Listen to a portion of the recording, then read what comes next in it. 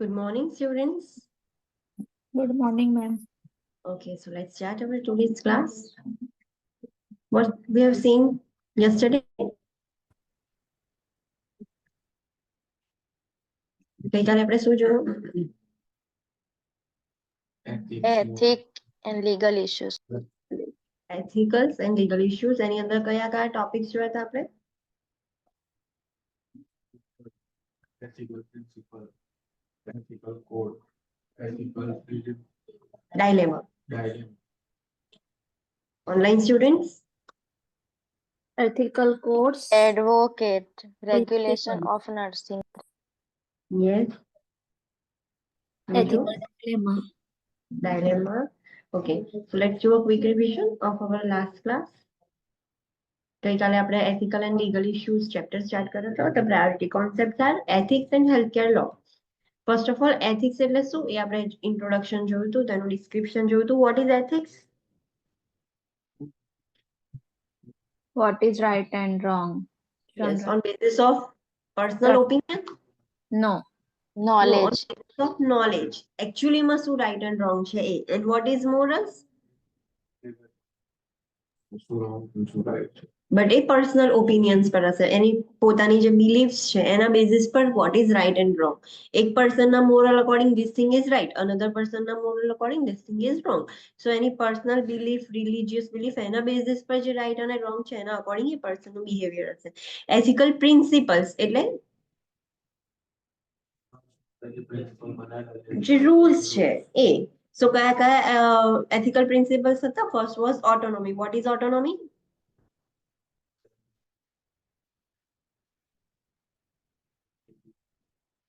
Autonomy means પેશન્ટને એના ખુદના decision લેવા માટે મતલબ yes, પેશન્ટને ઇન્ડિપેન્ડન્ટ બનાવવાનું છે. પેશન્ટના ઓન ડિસિઝન્સને આપણે રિસ્પેક્ટ કરવાનું છે. પેશન્ટની ઇન્ડિપેન્ડન્સી મેન્ટેન કરવાની. નોન માલ એફિશિયન્સી મીન્સ No કોઈ harm. yes, we have to care in such a way કે પેશન્ટને કોઈ હાર્મ નથી કરવાનું. બરાબર. Second is બેનિફિશિયન્સ.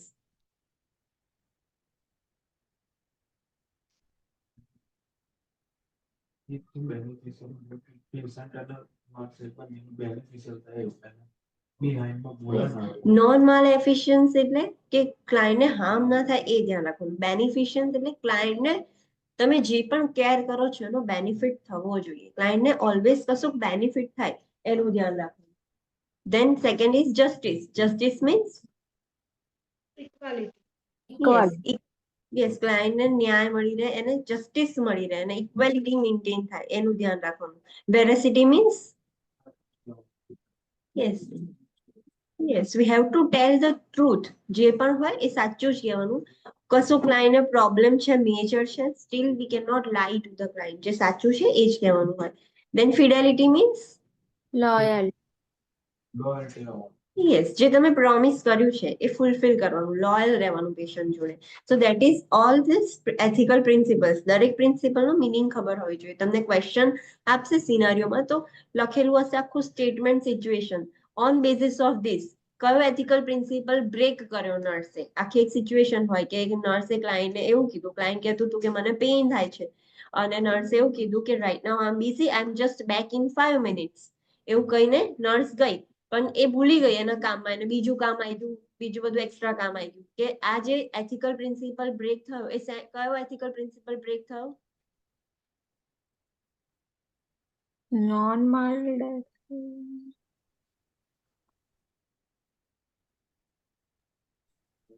વેરાસિટી. વાંચો.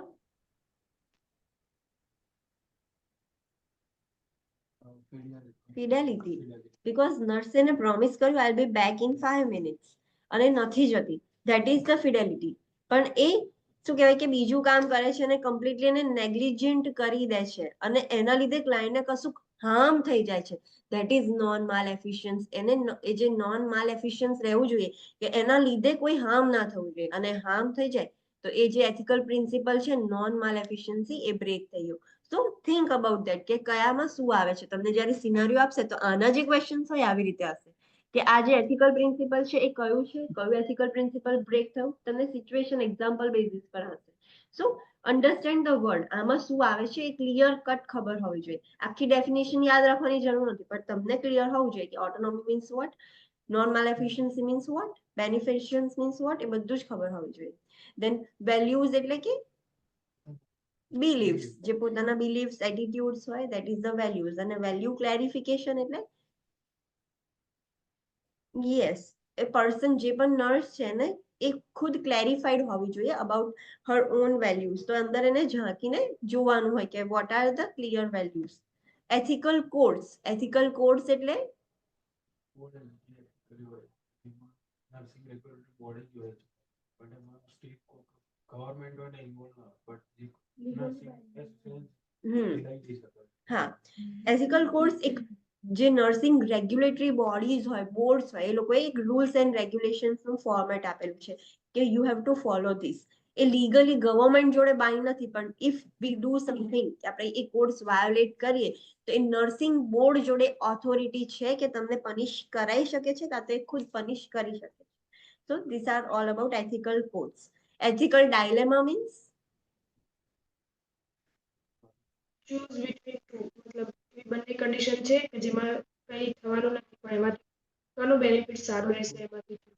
યસ, તમારી જોડે એવી સિચ્યુએશન થઈ ગઈ છે, એવું નથી કે એક રોંગ છે અને એક રાઈટ છે. એવું હોત તો તમારે obviously we will choose the right, પણ એવું છે કે બંનેમાંથી તમે કશું બી કરશો તો પ્રોબ્લેમ થશે, કેવું થશે, we can not choose any one. So એવી સિચ્યુએશન થાય ત્યારે એથિકલ ડાયલેમા થાય. વધારે કયા રીઝન્સના લીધે થતા હોય છે ડાયલેમાસ? રિલિજિયસ અને કલ્ચરલ બિલીફ્સના ડિફરન્સીસ જે છે એમાં આ ડાયલેમા વધારે થતા હોય છે, એમાં વધારે ચાન્સીસ છે ડાયલેમા થવાનું. સો ડાયલેમાને કેવી રીતે આપણે રિઝોલ્વ કરવાનું? There is ethical reasoning. Ethical reasoning શું છે? પેશન્ટના ફાયદો થાય એવી વસ્તુ પેશન્ટની કેરમાં આપણે લોજિકલ રીઝનિંગ, રીઝનિંગ વર્ડ શેમાં યુઝ થાય?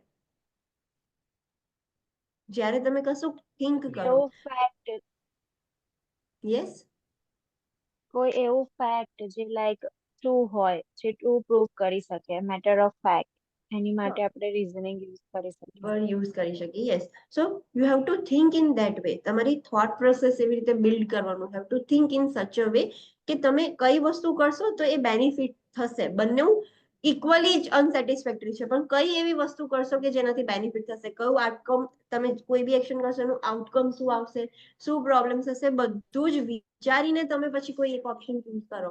That is the ethical reasoning. એ એથિકલ રીઝનિંગ નો યુઝ કરીને તમારે એક વસ્તુ તો સિલેક્ટ કરવી જ પડશે. We can not do that કે કોઈક બી નથી કરવું, થર્ડ ઓપ્શન સ્કીપ બોથ.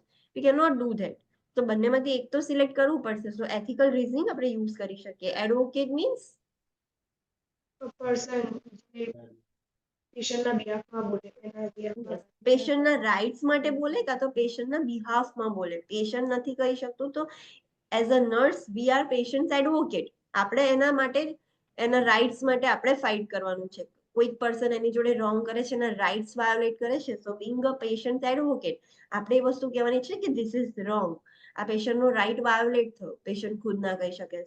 તો એ વખતે આપણી વેલ્યુઝ ને આપણી બિલીફ્સ નહીં પુટ ઓન કરવાની. આપણે પેશન્ટના એડવોકેટ છીએ, તો પેશન્ટ જેવી રીતનું પેશન્ટની જે બિલીફ્સ છે એના અકોર્ડિંગ જ જવાનું આપણે. Ethics committee, ethics committees means yes, majorly શું ડીલ કરે છે એથિક્સ કમિટી? એથિકલ ડિલેમા.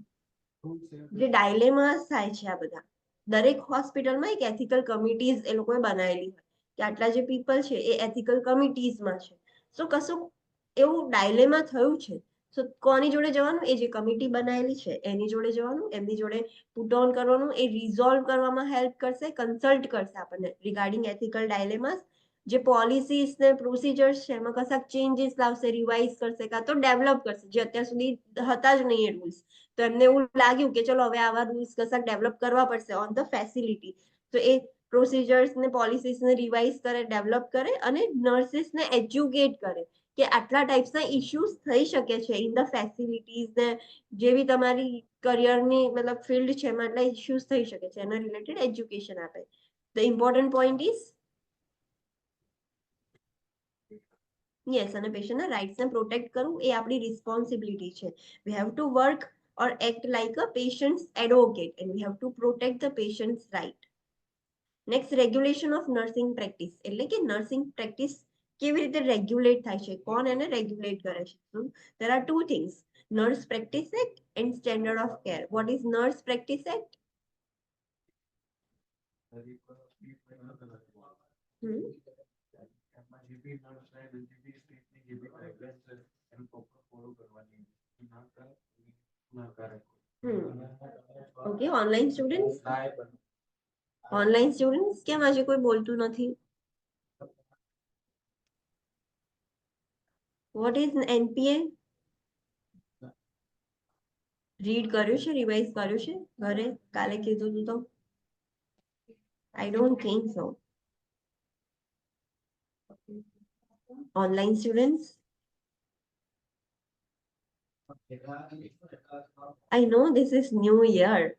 પણ એ ન્યૂ યર નું સેલિબ્રેશન ફર્સ્ટ ડેટે પતી ગયું. Now back to your regular routine. હવે આપણે ફોકસ એન્ગ્લેક્સ પર છે. પ્લીઝ વાંચીને બોલો. What is NPA? Yes, what is NPA?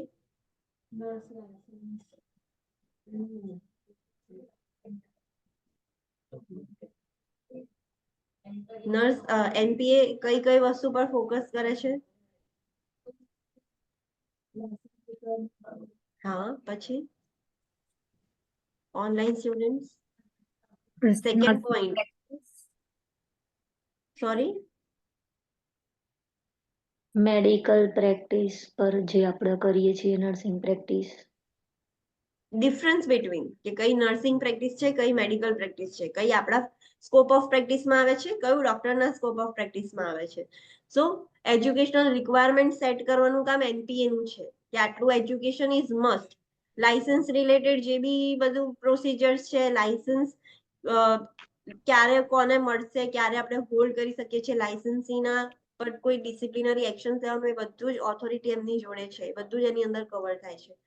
Medical practice શું છે અને નર્સિંગ પ્રેક્ટિસ શું છે, બંનેમાં શું ડિફરન્સીસ છે, કઈ એવી વસ્તુ છે જે આપણે કરી શકીએ ને આપણે ના કરી શકીએ.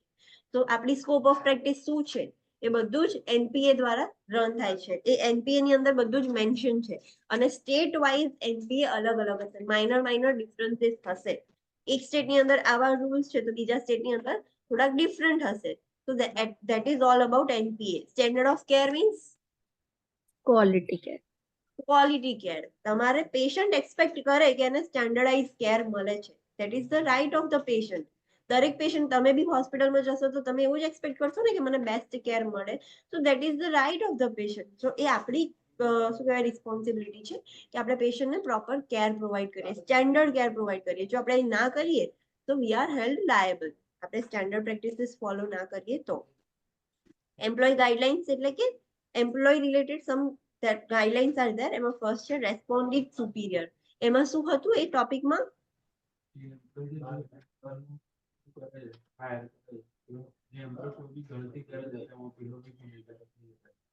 Yes, online student.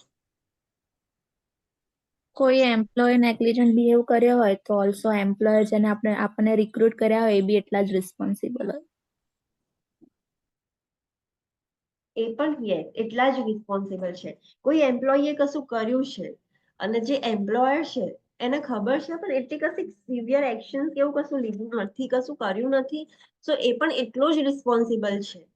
So that is the respondeat superior. કશું થયું હોત ને એમ્પ્લોયરે જ કશી પનિશમેન્ટ કરી દીધી હોત તો એ ઇસ્યુ ત્યાં જ સેટલ ડાઉન થઈ જાય, પણ એમ્પ્લોયરે કશું કર્યું નહીં, જ્યારે એ ઇસ્યુ આગળ ગયો ને તો બંને રિસ્પોન્સિબલ આવશે. કોન્ટ્રાક્ટ એટલે આપણી ફિલ્ડમાં આપણે કોન્ટ્રાક્ચ્યુઅલ સાઇન હોય છે કે આટલા મંથ્સનો કે આટલા એનું અગ્રીમેન્ટ હોય છે કે આપણે એવી રીતે વર્ક કરીશું. તો એ કોન્ટ્રાક્ટ્સમાં બધું જ મેન્શન હોય, આપણે કેવી રીતે વર્ક કરવાનું, શું કામ કરવાનું છે, આપણે કેવી પ્રેક્ટિસ હોવાની, આપણો બિહેવિયર કેવો હોવો જોઈએ, બધું જ એની અંદર મેન્શન હોય છે. ઇન્સ્ટિટ્યુશનલ પોલિસીસ એટલે યસ, દરેક ઇન્સ્ટિટ્યુશનની, દરેક હોસ્પિટલની એમની પોતાની પોલિસીસ હોય કે we want our nurses to work like this in our institution. Hospital to hospital practices change થતી હોય, પોલિસીસ ચેન્જ થતી હોય. સો એ વસ્તુ ધ્યાન રાખવાની. પ્લીઝ ડિસ્ટર્બ ના કરો, સ્ટુડન્ટ ડિસ્ટર્બ થાય છે.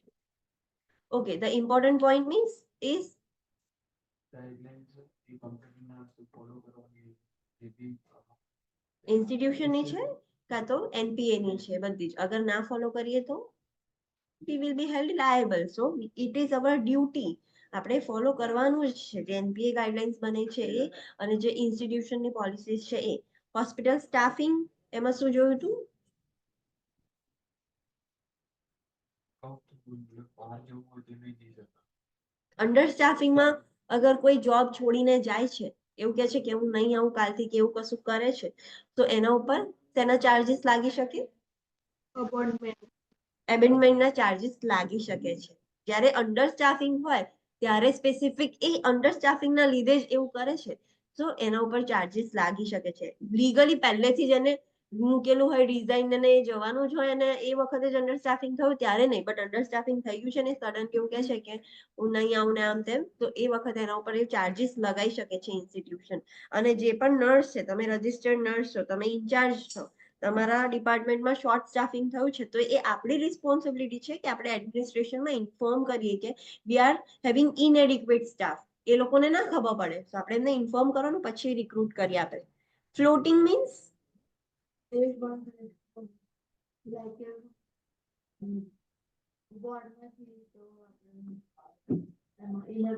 એક ડિપાર્ટમેન્ટમાંથી બીજા ડિપાર્ટમેન્ટમાં આપણને ડ્યુટી કરવા માટે મોકલે, ધેટ ઇઝ ફ્લોટિંગ.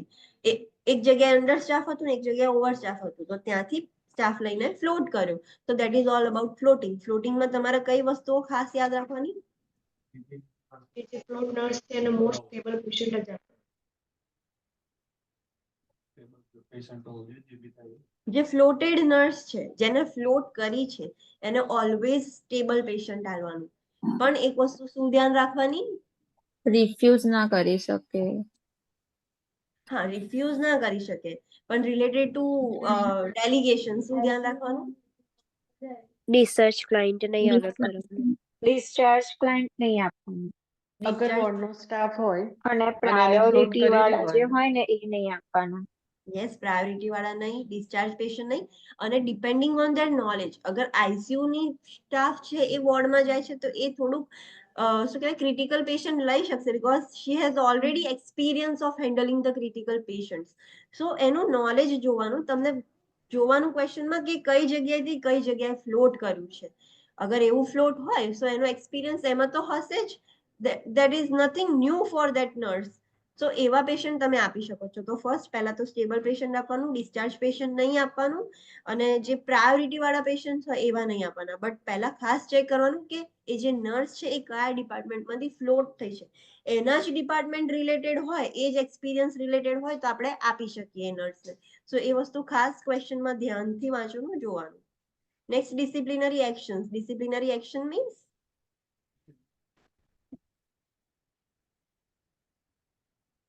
કોઈ રૂલ બ્રેકઆઉટ કર્યો હોય જે લાઈક ઇનઅપ્રોપ્રિએટ હોય, તો એના માટે લેવા માટે જે એક્શન્સ આવે એ લાઈક કે કાં તો કોઈ પેશન્ટને નિગ્લેક્ટ કર્યું હોય, ઓર એલ્સ કશું બી રોંગ થયું હોય, એડમિનિસ્ટ્રેશનમાં કઈ મિસ્ટેક થઈ હોય, વોટ્સએવર, તો એની માટેની એક્શન લેવામાં આવે. Yes. જ્યારે નર્સે કશીક એવી વર્ક કર્યું છે, એવું કશું કન્ડક્ટ કર્યું છે, તો એના અગેન્સ્ટ જે એક્શન લે, that is disciplinary actions.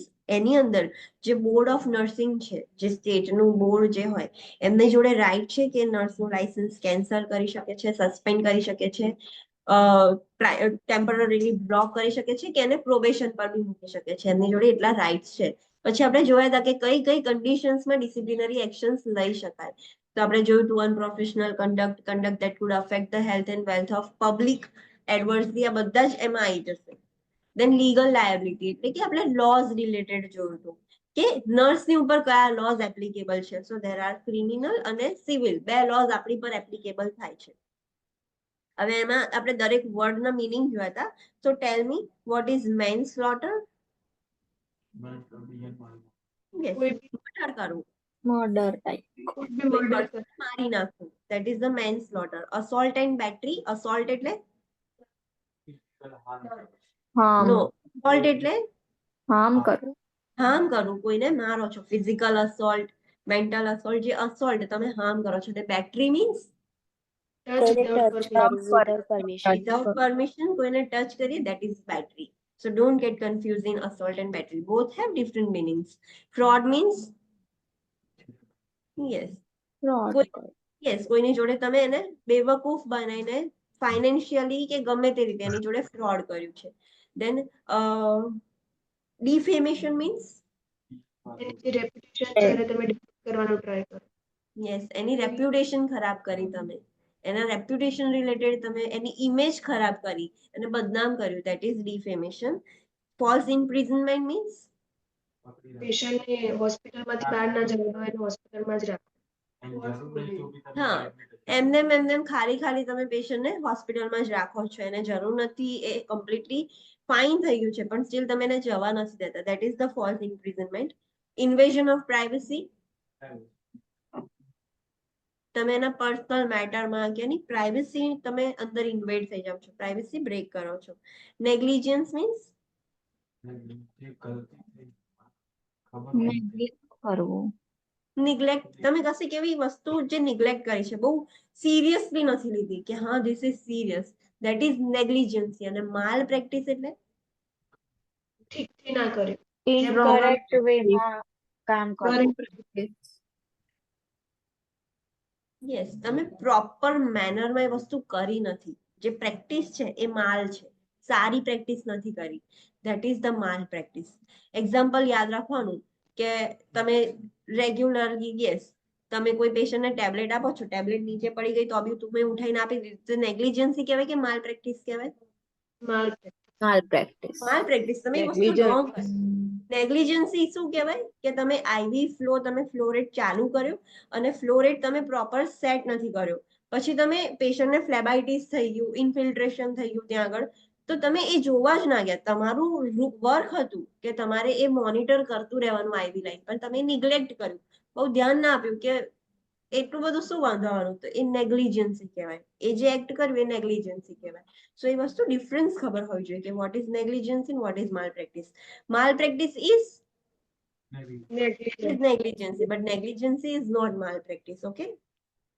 Okay, so આપણે નેગ્લિજન્સ અને માલપ્રેક્ટિસ જોયું હતું, એનો મીનિંગ ખબર પડી ગઈ બધાને કે વોટ ઇઝ નેગ્લિજન્સ ને વોટ ઇઝ માલપ્રેક્ટિસ. પછી આપણે કયા કયા એક્ઝામ્પલ્સ છે કે એમાં નેગ્લિજન્ટ એક્ટ થઈ શકે, તો બધા જ આપણે એક્ઝામ્પલ્સ જોયા હતા. Okay, then the important point is કે ઓલવેઝ યાદ રાખવાનું, નર્સે પ્રોપર કેર જ ડિલિવર કરવાની, સ્ટેન્ડર્ડ ઓફ કેર જ ડિલિવર કરવાની, અધરવાઇઝ આપણે જ લાયબલ થઈ જઈશું.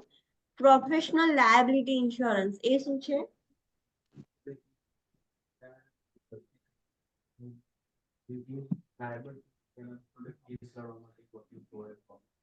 Yes, online students. What is professional liability insurance? એ નર્સના સાઈડમાં મતલબ if કઈ પ્રોબ્લેમ થાય તો એ જે નર્સના માટે કામ કરી શકે. ઓકે, નર્સની જોડે આ ઇન્સ્યોરન્સ હશે તો એને એક વસ્તુ અલાઉ કરવામાં આવશે કે એની જોડે કોઈ અટર્ની પ્રેઝન્ટ હોય કે જે એના તરફથી લડી શકે, જે એવું પ્રૂવ કરી શકે કે no this is not my mistake, કે જે નર્સના ફાયદા માટે જ હોય. તો અગર એની જોડે ઇન્સ્યોરન્સ હશે તો એને મોકો મળશે, ઇન્સ્યોરન્સ જ નથી તો આ મોકો જ નહીં મળે. તો ધેટ ઇઝ વાય એ ઇન્સ્યોરન્સ હોવો ઇઝ નેસેસરી. નેક્સ્ટ છે good Samaritan law. What is good Samaritan law?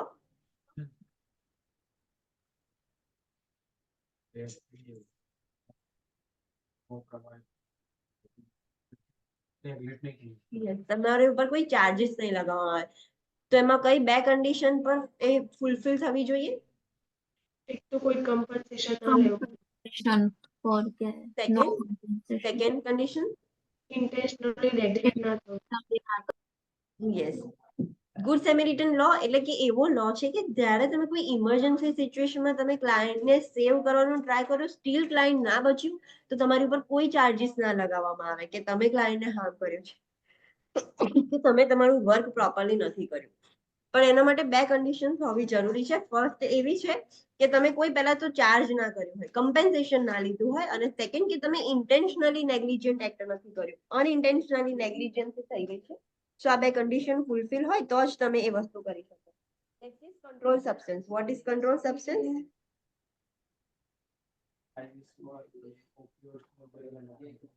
Yes. Okay. Online students, what is controlled substances?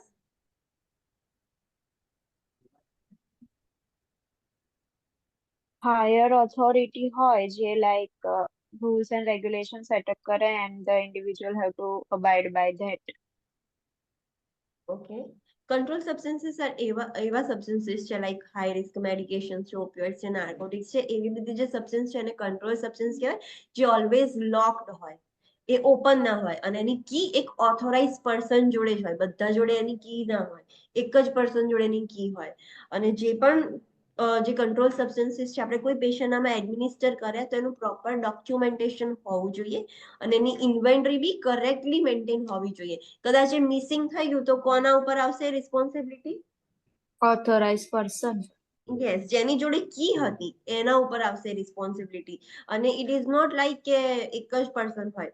Morning શિફ્ટમાં એક પર્સન જોડે કી હોય, નાઇટ શિફ્ટમાં એ નથી એ પર્સન, તો એ બીજાને હેન્ડ ઓવર કરે ને, તો અમુક ઓથોરાઇઝ પર્સન્સ હોય કે જે કી રાખે. તો જે ડ્યુટીમાં એ વસ્તુ થયું છે, મિસિંગ થયું છે, તો એ વખતે જેની જોડે કી હતી એની આઈ બનશે. અને નોર્મલી એ રજિસ્ટર્ડ નર્સ જોડે છે. રજિસ્ટર્ડ નર્સમાં બી તમને ક્વેશ્ચન્સમાં આવશે કે you are incharge, you are superior, પણ એ રજિસ્ટર્ડ નર્સ જ હોય, તો એની જોડે કી હોય તો એની જ આઈ બને કે તમારી ડ્યુટીમાં થયું છે, કી તમારી જોડે હતી, તમે કોઈ આપી બીજાને એ તમારો પ્રોબ્લેમ છે, પણ તમારી ડ્યુટીમાં થયું છે તો એ નર્સની જ આઈ બને. Okay, so any doubt in this? Any No, doubt ma'am. in this? No, ma'am. Okay. So let's start new topic, that is collective bargaining. Collective bargaining એટલે શું? એક ગ્રુપ ફોર્મ કરે પછી એ બધા પોતપોતાના વ્યૂઝ મૂકે જે એમના બેટરમેન્ટ માટે હોય એન્ડ દે બાર્ગેન. અને એક હાયર ઓથોરિટી વાળો બી પર્સનલ હોય એમની જોડે જે લોકોનું જે બી ડિસ્કશન હોય એ સાંભળે and then they come to the conclusion જે બધાને બેનિફિશિયલ માટે. યસ, બાર્ગેન, આપણે જે શોપમાં જઈને બાર્ગેન કરીએ છીએ બાર્ગેનિંગ, પણ ધીસ ઇઝ કલેક્ટિવ બાર્ગેનિંગ. એટલે બધા બહુ લોકો એ બાર્ગેનિંગ માટે છે. So a collective bargaining is a formalized decision making process between representatives of management and representatives of labor to negotiate the wages and conditions of the employment. એટલે એક formalized decision making process છે collective bargaining. એમાં બે જણ હોય, એક જે management છે, ફોર એક્ઝામ્પલ હોસ્પિટલનું કોઈ એક મેનેજમેન્ટનું HR ડિપાર્ટમેન્ટનું એક પર્સન છે અને આ બાજુ બધી જ નર્સિસનું એક રિપ્રેઝેન્ટેટિવ એ લોકોએ ઊભું કર્યું છે. તો એ બંનેની વચ્ચે નેગોશિએશન થશે. જે નર્સિસનું રિપ્રેઝેન્ટેટિવ છે એ એવું કહેશે કે અમને વેજીસ આટલા વધારી આપો, અમને આવું કરી આપો. પછી અમુક કન્ડિશન સેટ કરશે કે અમે અમારા એમ્પ્લોયમેન્ટમાં, અમારા જોબમાં અમે આ વસ્તુ કરીશું, આ વસ્તુ નહીં જ કરીએ. તો એવી રીતનું એ લોકો બાર્ગેન કરે છે. જે HR ડિપાર્ટમેન્ટનું જે મેનેજમેન્ટનું રિપ્રેઝેન્ટેટિવ છે એ બંને વચ્ચે એવું બાર્ગેનિંગ થશે, નેગોશિએશન થશે. એ લોકો એવું કે ના અમે આટલો વેસ્ટ ના આપીએ, આટલો રાખીએ, એ લોકો એને આટલું તો નહીં. સો એવી રીતે નેગોશિએશન થાય. પણ એક રિપ્રેઝેન્ટેટિવ જે લેબર્સ છે એટલે કે જે પર્સન્સ છે, એમ્પ્લોઈઝ છે, એમનું એક રિપ્રેઝેન્ટેટિવ હોય અને એક રિપ્રેઝેન્ટેટિવ મેનેજમેન્ટ તરફથી હોય અને એમની વચ્ચે નેગોશિએશન થાય. તો એક ફોર્મલ પ્રોસેસ છે. When collective bargaining breaks down because the parties cannot reach an agreement, the employees may call a strike or take other work actions. જો કલેક્ટિવ બાર્ગેનિંગ જે છે એ બ્રેક થઈ જાય, મતલબ જે પ્રોપરલી એમ્પ્લોઈઝનું જે રિપ્રેઝેન્ટેટિવ હતું એમને આ જે ડિમાન્ડ હતી, માંગ હતી, એ પૂરી ના થાય અને કલેક્ટિવ બાર્ગેનિંગ જે થતી હતી એ વસ્તુ બ્રેક થઈ જાય, તો પછી બધા એમ્પ્લોઈઝ શું કરશે? સ્ટ્રાઇક પર જતા રહેશે, આ તો કોઈ બીજી એક્શન લેશે એમનું કામ કરાવવા માટે. Striking presents a moral dilemma to many nurses because nursing practice is a service to people. અને અમુક નર્સિસ માટે સ્ટ્રાઇક એ સારી નથી, અમુક નર્સિસ માટે ડાયલેમા છે. કેમ ડાયલેમા? બીકોઝ એમને વેજીસ બી જોઈએ છે, એ પણ રોંગ થાય છે, અને સ્ટ્રાઇક પર જતા રહેશે તો એ બી રોંગ છે. કેમ રોંગ છે? બીકોઝ આપણી જે પ્રેક્ટિસ છે એ પબ્લિક માટે છે. આપણે જ સ્ટ્રાઇક પર જતા રહીશું તો પબ્લિકને ટ્રીટ કોણ કરશે? તો પબ્લિકને હાર્મ થશે. તો નર્સિસ ડાયલેમામાં મુકાઈ જાય. કરે તો પણ પ્રોબ્લેમ છે એમનું, શું કહેવાય કે એમને સેલરી વધારે નથી મળતી એટલે તેમને સ્ટ્રાઇક કરી, અને ના કરે સ્ટ્રાઇક તો પણ પછી મતલબ એ જે પ્રોબ્લેમ્સ છે એ બધું ડાયલેમામાં મુકાઈ જાય, મોરલ ડાયલેમામાં મુકાઈ જાય. So that was all about collective bargaining. Collective bargaining means what? કે બાર્ગેનિંગ કરે છે બટ બે ગ્રુપ ઓફ પીપલ છે કે એમાંથી રિપ્રેઝેન્ટેટિવ્સ આગળ આવે છે અને એ લોકો નેગોશિએશન કરે છે. નેક્સ્ટ છે લીગલ રિસ્ક એરિયાઝ. જે આપણે બધા ટર્મિનોલોજીસ જોયા હતા એના મીનિંગ્સ જોઈશું કે વોટ ઇઝ અસોલ્ટ, બેટરી અને બધું આપણે જોઈએ. સો અસોલ્ટ એટલે શું? તો assault occurs when a person put another person in a fear of a harmful or offensive contact. This also constitutes an unwelcome contact with another person. જ્યારે તમે કોઈ પર્સનને ફિયર એવી સિચ્યુએશનમાં મૂકો છો, હાર્મફુલ કે ઓફેન્સિવ કોન્ટેક્ટની સિચ્યુએશનમાં, લાઈક અસોલ્ટ એટલે એ physical બી હોઈ શકે, વર્બલ બી હોઈ શકે, ઇમોશનલ કોઈ બી હોઈ શકે. તમે કોઈને એવું કહો છો કે તું આ કામ નહીં કરે તો હું તારી જોડે આવું કરીશ, કશુંક ફિઝિકલી હાર્મ કરીશ, કાં તો કશુંક બ્લેકમેલ કરે છે તમને, ઇમોશનલ ટોર્ચર ગમે તે, તમે એને ફિયરમાં મૂકો છો. સો that is all kind of assault, એને અસોલ્ટ જ કહેવાય. The victim fears and believes that harm will result because of the threat. જે વિક્ટિમ છે, જેની જોડે અસોલ્ટ થાય છે, એને બીક લાગશે કે હા અગર જો હું નહીં કરું તો મારી જોડે હાર્મ થશે, આ પર્સન મને ધમકાવે છે તો એ વસ્તુ કરશે. એ પેશન્ટ જોડે પણ હોય અને ઇન બિટવીન સ્ટાફ પણ હોય. કોઈ સ્ટાફ પેશન્ટને બી ધમકાવે કે તમે કશું કા કમ્પ્લેન કરી તો I will do this and all, એવું બધું એવું કહેશે. કાં તો સ્ટાફની વચ્ચે બી થાય કે સ્ટાફની વચ્ચે કશું થઈ ગયું હોય તો કોઈ એક પર્સન એકને અસોલ્ટ કરે છે. સો એવું નથી કે ખાલી ઇન બિટવીન સ્ટાફ હોય, પેશન્ટ અને સ્ટાફ વચ્ચે પણ થાય અને ઇન બિટવીન ધ સ્ટાફ ત્યાં પણ અસોલ્ટ જોવા મળે. પણ તમને ક્યાંય જોવા મળે કે ધીસ ઇઝ હેપનિંગ અસોલ્ટ, તો તમારે વસ્તુ રિપોર્ટ કરવી પડે. બેટરી એટલે શું? તો it is intentional touching of another's body without others consent. તમે કોઈને ટચ કરો છો, એની બોડીને ટચ કરો છો ઇન્ટેન્શનલી, ભૂલથી ટચ નથી થઈ ગયું, તમે જાણી જોઈને ટચ કર્યું છે એની કન્સન્ટ લીધા વગર. સો ક્યારેય તમે કોઈને ટચ કરો without his or her consent, એને બેટરી કહેવાય. Invasion of privacy, it means includes violating confidentiality. Confidentiality તમે બ્રેક કરો તો એ પણ ઇન્વેઝન ઓફ પ્રાઇવસી કહેવાય. Including on the private client or family matters. એ પર્સન છે, જે પેશન્ટ છે, એનું ફેમિલી મેટર ચાલતો હોય કે એનું પ્રાઇવેટ કશો મેટર ચાલતો હોય, એમાં તમે અંદર આવી જાઓ છો, ટાપસી પુરાવો છો, તો ઇટ ઇઝ નોટ, તમે એની પ્રાઇવસીમાં ઇન્વેડ થાવ છો, એવું ના કરાય. And sharing client information with unauthorise person. તમે ક્લાયન્ટની ઇન્ફોર્મેશન બી કોઈ અનઓથોરાઇઝ પર્સન જોડે શેર કરો છો તો એની તમે પ્રાઇવસી બ્રેક કરી. We have invaded the privacy of client. So that is invasion of privacy. False imprisonment. False imprisonment occurs when a client is not allowed to leave the healthcare facility when there is no legal justification to detain the client. જ્યારે તમે ક્લાયન્ટને અલાઉ નથી કરતા healthcare ફેસિલિટીમાંથી બહાર જવા માટે, કોઈ એવું legal justification બી નથી તમારી જોડે કે તમે કેમ ડિટેન કર્યું છે ક્લાયન્ટને, કેમ રાખી મૂક્યું છે, વિધાઉટ એની લીગલ જસ્ટિફિકેશન, તો પણ તમે ક્લાયન્ટને ડિટેન કરી રાખ્યું છે અને જવા નથી દેતા, તો એને ફોલ્સ ઇમ્પ્રિઝનમેન્ટ કહેવાય. False imprisonment also occur when restraining devices are used without appropriate clinical need. That's why restraints are not allowed in enclosed countries. એવું નહીં કે તમે પેશન્ટને ડિસ્ચાર્જ નથી કરતા તો જ ખાલી ફોલ્સ ઇમ્પ્રિઝનમેન્ટ કહેવાય, એવું નથી. તમે વિધાઉટ અપ્રોપ્રિએટ નીડ ક્લાયન્ટને રિસ્ટ્રેન કરી દો છો તો એ પણ ફોલ્સ ઇમ્પ્રિઝનમેન્ટ જ કહેવાય. તમે ક્લાયન્ટને કેદ કરી દીધું વિધાઉટ નીડ. તો જેને પણ કર્યું છે એના ઉપર ફોલ્સ ઇમ્પ્રિઝનમેન્ટના ચાર્જીસ લાગી શકે. ધેટ્સ વાય આપણે શું કરવાનું, જ્યારે પણ આપણને ઇમરજન્સીમાં જરૂર પડે રિસ્ટ્રેન કરવાનું, તો શું કરવાનું પછી? Yes, within as soon as possible we should get the order from the PHCP about restraining. M restrain ના કરાય. એમ જો તમે restrain કરો તો તમારા ઉપર false imprisonment ના charges લાગી શકશે and you will be held liable. A client can sign an against medical advice form when the client refuses care and is competent to make decisions. ક્લાયન્ટની જોડે રાઈટ છે, એ discharge against medical advice જે drama છે એ sign કરી શકે છે, અને નથી લેવી કેર, એ રિફ્યુઝ કરે તો તમે ક્લાયન્ટને જબરજસ્તી ના રાખી શકો કે ના તમારે રહેવું જ પડશે, તમે ના જઈ શકો. એને નથી રહેવું તો you have to sign that form. ક્લાયન્ટને ફોર્મ આવવાનું કે તમારી જ ઈચ્છાથી તમે જાઓ છો. Discharge against advice, medical advice એ જે છે એ તમારી જ રીતે તમે જાઓ છો. વી આર નોટ રિસ્પોન્સિબલ પછી કશું થશે તો, પણ એ સાઇન કરીને બી જવા દેવું પડે. We can not keep the patient in healthcare facility. The nurse should document circumstances in the medical record to avoid allegations by the client that cannot be defended. અને આ બધું જ રેકોર્ડ મેન્ટેન કરવાનો હોય. તમારા નર્સિસ નોટમાં તમે લખો કે ક્લાયન્ટને ડોક્ટરે આ એડવાઇસ કર્યું હતું પણ ક્લાયન્ટે રિફ્યુઝ કરી દીધી અને ક્લાયન્ટને નથી રહેવું, ક્લાયન્ટે ડામા સાઇન કર્યું છે, discharge against medical advice, drama લામા જે બી હોય એનું, એ તમે જે બી ઇન્સ્ટિટ્યુશનમાં વર્ક કરતા હોય ત્યાં જે વર્ડ યુઝ થતો હોય તમારે લખવાનું હોય કે ક્લાયન્ટને હોસ્પિટલમાં ટ્રીટમેન્ટ નથી લેવી, તો પછી ક્લાયન્ટે આ સાઇન કર્યું. આ બધું જ મેડિકલ રેકોર્ડ તમારે મેન્ટેન કરવાનું, લખી દેવાનું ડોક્યુમેન્ટ, કે કશું ફ્યુચરમાં થયું અને ક્લાયન્ટ તમારી ઉપર ચાર્જીસ લગાવશે, એલિગેશન્સ નાખશે કે આને આવું કર્યું તેવું કર્યું, તો તમારી જોડે એક રેકોર્ડ હશે, તમે એને ડિફેન્ડ કરી શકો. ધેટ્સ વાય એ મેન્ટેન રાખવાનો, રેકોર્ડ ઓલવેઝ રાખવાનો. ડિફેમેશન મીન્સ કોઈને એની રેપ્યુટેશન છે, એની ઇમેજ છે, ખરાબ કરો છો. It is a false communication that causes damage to someone's reputation, either in writing, that is libel, or verbally, that is slander. આના પણ ક્વેશ્ચન પૂછાશે, અંડરલાઈન કરી દો આ વર્ડ libel and slander.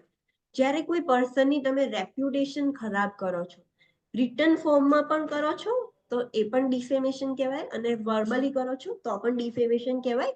પણ વર્બલી કરો એને શું કહેવાય? સ્લેન્ડર. સો એક્ઝામમાં આવા ક્વેશ્ચન્સ પૂછાશે. જસ્ટ ફોર એક્ઝામ્પલ, તમે એક પેશન્ટને ટ્રીટ કરવા જાઓ છો, નર્સિસને, અને નર્સિસ છે એ પેશન્ટને ટ્રીટ કરવા જાય છે અને પેશન્ટ તમને એવું કહે છે કે હમણાં તમારી પહેલા એક પીએચસીપી આવીને ગયા અને પીએચસીપી એ એવું કીધું કે આ XYZ નર્સ છે, નેમ લઈને કીધું કે નર્સને તો કશું આવડતું જ નથી, સાવ ડોબી છે, આમ છે તેમ છે, એવું કીધું. તો આ કયું ડિફેમેશન હતું? સ્લેન્ડર. સ્પ્લેન્ડર હતું, વર્બલી. પેશન્ટને વર્બલી એવું કીધું. કાં તો કોઈ બે સ્ટાફ બી વાત કરે છે કે આ XYZ નર્સ છે કે આ XYZ ડોક્ટર છે, તો કશું આવડતું નથી, આમ તેમ, એવું બધું, એની રેપ્યુટેશન ખરાબ કરી અને તમે એ વસ્તુ સાંભળી. સો એ સ્લેન્ડર થયું છે, એ જે ડિફેમેશન છે એ કર્યું છે. સો એમના ઉપર તમારે રિપોર્ટ કરવું પડે કે આ પર્સન છે એ આવું કરે છે. સો વર્બલ હોય તો સ્લેન્ડર, એમાં ઓપ્શન્સમાં લખેલું હશે, ખાલી ડિફેમેશન ટીક નહીં કરવાનું. જો સ્લેન્ડર ને ડિફેમેશન બે આપ્યું હોય તો સ્લેન્ડર ટીક કરવાનું. એવું ક્યારેય ના બને કે બે ઓપ્શન્સ જોડે હોય, પણ it is the example of slander. Slander લખ્યું હોય તો કન્ફ્યુઝ નહીં થઈ જવાનું કે આ શું છે. જે વર્બલ રેપ્યુટેશન વાયોલેટ થાય દેટ ઇઝ સ્લેન્ડર, અને ઇન રિટર્ન ફોર્મમાં હોય કે ક્યાંક એવું કશું લખેલું હોય કે આપણે એવું નહીં કહેતા મૂવીઝમાં, લાઈક નહીં જોતા કે લખીને આપે કે આ પર્સન છે એને કશું આવડતું નથી, આ પર્સન આવું છે તેવું છે, એવું બધું રિટર્ન ફોર્મમાં પણ હોય તો પણ એ ડિફેમેશન કહેવાય, પણ એમાં લિબેલ વર્ડ કહેવાય. જે રિટર્ન ફોર્મમાં હોય લિબેલ કહેવાય. સો અન્ડરસ્ટેન્ડ કેવી રીતે ક્વેશ્ચન પૂછાશે, તમારે કેવી રીતે કરવાનું છે? Yes. Next is fraud. Fraud means results from a deliberate deception intended to produce unlawful gain. તમારે અનલોફુલ ગેઇન, તમારા ફાયદા માટે, જે સારો ફાયદો નથી એ ફાયદો કરવા માટે તમે કોઈ પર્સનને તો કહેવાય કે કશું છેતર્યું છે, that is the fraud. There may be exceptions to certain legal risk areas such as assault, battery, and false imprisonment when caring for the clients with mental health disorder experiencing acute distress who pose a risk to themselves or others. આ અમુક exceptions છે legal risk એરિયાઝમાં. સેના ઉપર exceptions છે? Assault, battery અને false imprisonment પર અમુક જગ્યા પર એક્સેપ્શન્સ છે. For example, mental health disorder વાળા ક્લાયન્ટ હોય જેમને એક્યુટ ડિસ્ટ્રેસમાં હોય અને એ પોતાની માટે અને બીજાની માટે રિસ્ક હોય, તો તમે એ વખતે ક્લાયન્ટને ધમકાવો ને કે બેસી જાની તો હું આમ કરીશ તેમ કરીશ, તો એ ચાલે, એ એક્સેપ્શન છે. બીકોઝ તમે બેનિફિટ માટે કર્યું છે. તમે એક પર્સનને જબરજસ્તી આમ પકડો છો એની કન્સન્ટ વગર, એ બેટરી કર્યું, સ્ટીલ ઇટ ઇઝ શું કહેવાય કે એક્સેપ્શનલ કેસ કે હા તમે એવું કરી શકો છો. એને ફોલ્સ ઇમ્પ્રિઝનમેન્ટ બી તમે કરશો, બીજાને હાર્મ કરે છે તો આપણે સેક્લુઝનમાં પૂરી દે છે એની કન્સન્ટ વગર કે એને નથી રહેવું, સ્ટીલ પછી ભલે આપણે ઓર્ડર્સ લઈ આવીએ પણ તમે ફોલ્સ ઇમ્પ્રિઝનમેન્ટ તો કર્યું ને. સો એ બધા એક્સેપ્શન કેસ છે, એના ઉપર તમારી ઉપર કોઈ ચાર્જીસ નહીં લગાવવામાં આવે કે તમે કેમ આવું કર્યું. સો there are certain exceptions in mental health disorders. In this situation, the nurse must assess the client to determine loss of control and intervene accordingly. આવી બધી સિચ્યુએશન્સમાં નર્સે પ્રોપરલી અસેસ કરવાનું ક્લાયન્ટને અને એનો લોસ આઈડેન્ટિફાઈ કરવાનો. ક્લાયન્ટ ક્યારે આમ કંટ્રોલ ખોઈ દેશે અને શું, અને એના અકોર્ડિંગ તમારી ઇન્ટરવેન્શન લેવાની. The nurse should use the least restrictive methods initially, but then use interventions such as restraints if the client's behavior indicates the need for this intervention. સૌથી પહેલા તમને એવું લાગે છે કે ક્લાયન્ટ આઉટ ઓફ કંટ્રોલ જાય છે, તો પહેલા લીસ્ટ રેસ્ટ્રિક્ટિવ મેથડ, પહેલેથી જ બાંધી નહીં દેવાનું, પહેલા લીસ્ટ રેસ્ટ્રિક્ટિવ મેથડ યુઝ કરો, લાઈક 2-3 જણ સ્ટાફની હેલ્પ લઈને ક્લાયન્ટને પકડી રાખો કે એવું કશું કરો, બેટરી કરો પહેલા. સ્ટીલ નથી થતું પછી તમે રીસ્ટ્રેન કરો, પણ ડાયરેક્ટ પહેલેથી જ રીસ્ટ્રેન નહીં કરી દેવાનું. સો પછી અકોર્ડિંગ ટુ ધ બિહેવિયર તમારે એક્શન્સ લેવાની, ઇન્ટરવેન્શન્સ કરવાની, પણ સૌથી પહેલા તો લીસ્ટ રેસ્ટ્રિક્ટિવ મેનરમાં જ જવાનું. સો આ બધી જે કન્ડિશન્સ છે, ઇન શોર્ટ મેન્ટલ હેલ્થના ડિસઓર્ડર્સ છે, એમાં અસોલ્ટ, બેટરી અને ફોલ્સ ઇમ્પ્રિઝનમેન્ટમાં એક્સેપ્શનલ્સ છે કે એમાં તમે કરી શકો છો. Okay, so next topic is patient care partnership. તો પેશન્ટ કેર પાર્ટનરશિપ એટલે શું?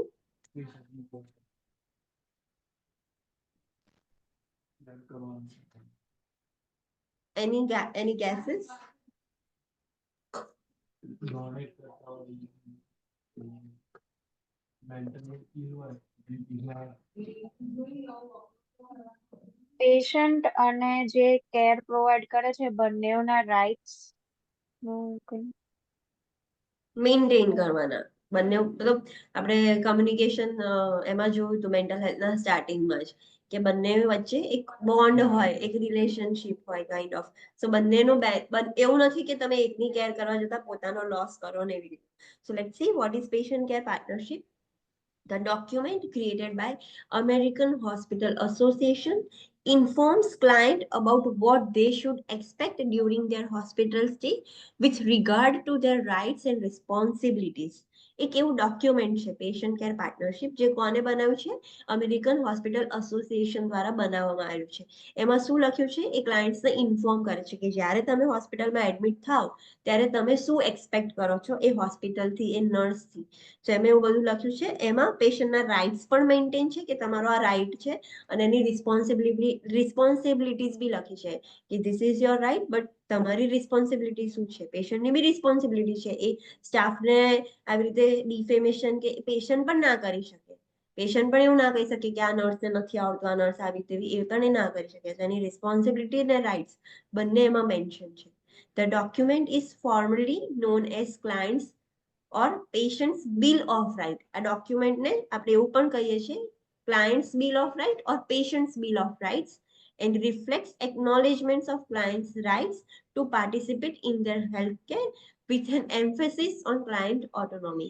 એનાથી શું થાય છે? ક્લાયન્ટ એમાં એક એક્નોલેજમેન્ટ પ્રોવાઈડ કરે છે કે ક્લાયન્ટ એની જે શું કહે કે હેલ્થ કેર છે, નર્સ, ડોક્ટર બધા ભેગા થઈને એને ટ્રીટ કરે છે, તો એ પણ અંદર પાર્ટિસિપેટ કરી શકે. એના રાઇટ્સ એને ખબર હોય તો એનાથી એમાં પાર્ટિસિપેટ કરશે, અને એની ક્લાયન્ટની ઓટોનોમી પર એ વધારે ફોકસ કરે છે. ઓટોનોમી એટલે શું હતું? યસ, ક્લાયન્ટના ઓન ડિસિઝન્સ ને એના પર બી એ એમ્ફેસિસ કરે છે. ફોર સ્પેસિફિક ઇન્ફોર્મેશન તમને આ જે વેબસાઇટ છે એના પર ડિટેલમાં ઇન્ફોર્મેશન મળશે કે કેવા ગાઈડલાઇન્સ છે, શું છે. The patient care partnership protects the client's ability to determine the level and type of care received. All healthcare agencies are required to have a patient care partnership posted in a visible area. Patient care partnership છે એ ક્લાયન્ટના રાઇટ્સને protect કરે છે in short. અને દરેક હોસ્પિટલમાં, દરેક healthcare એજન્સીઝમાં એ જે patient care partnership છે ને એ આવી રીતે લગાયેલા હોય. તમે જોયા હશે આપણી હોસ્પિટલ્સમાં બી પેશન્ટ રાઇટ્સ લગાયેલા હોય છે. જે લોકોને ના ખબર હોય રીડ કરી શકે કે હા this are our rights.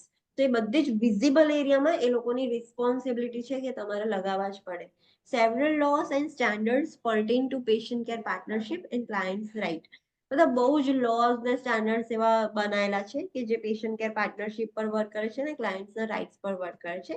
So let's see the boxes.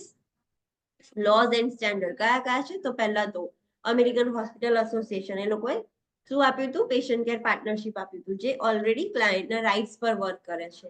Formally patients bill of rights. બીજું અમેરિકન નર્સિસ એસોસિએશન, એ લોકોએ શું આપ્યું હતું? So they developed the code of ethics for nurses which defines the nurse's responsibility for upholding the client's right. એ લોકોએ code of ethics બહાર પાડ્યા હતા અમેરિકન નર્સિસ એસોસિએશનમાં. એમાં શું લખેલું હતું કે નર્સની રિસ્પોન્સિબિલિટી શું છે in regard to the clients right, એ બધું જ મેન્શન હતું. મેન્ટલ હેલ્થ સિસ્ટમ એક્ટ, એમાં બી શું હતું? તે લોકોએ મેન્ટલી ઇલ ક્લાયન્ટ્સના રિલેટેડ રાઇટ્સ બનાવ્યા હતા. આ બધા જે છે એ એજન્સીસ છે જે લોકોએ બધા રાઇટ્સ ક્લાયન્ટના બેનિફિટ્સમાં બનાવ્યા હતા. The joint commission, They developed policy statements on the rights of mentally ill individuals. આ લોકોએ જોઈન્ટ કમિશન વાળાએ એવા પોલિસી સ્ટેટમેન્ટ બનાવ્યા હતા કે જે મેન્ટલી ઇલ પેશન્ટ્સના રાઇટ્સ છે એના ઉપર હતું.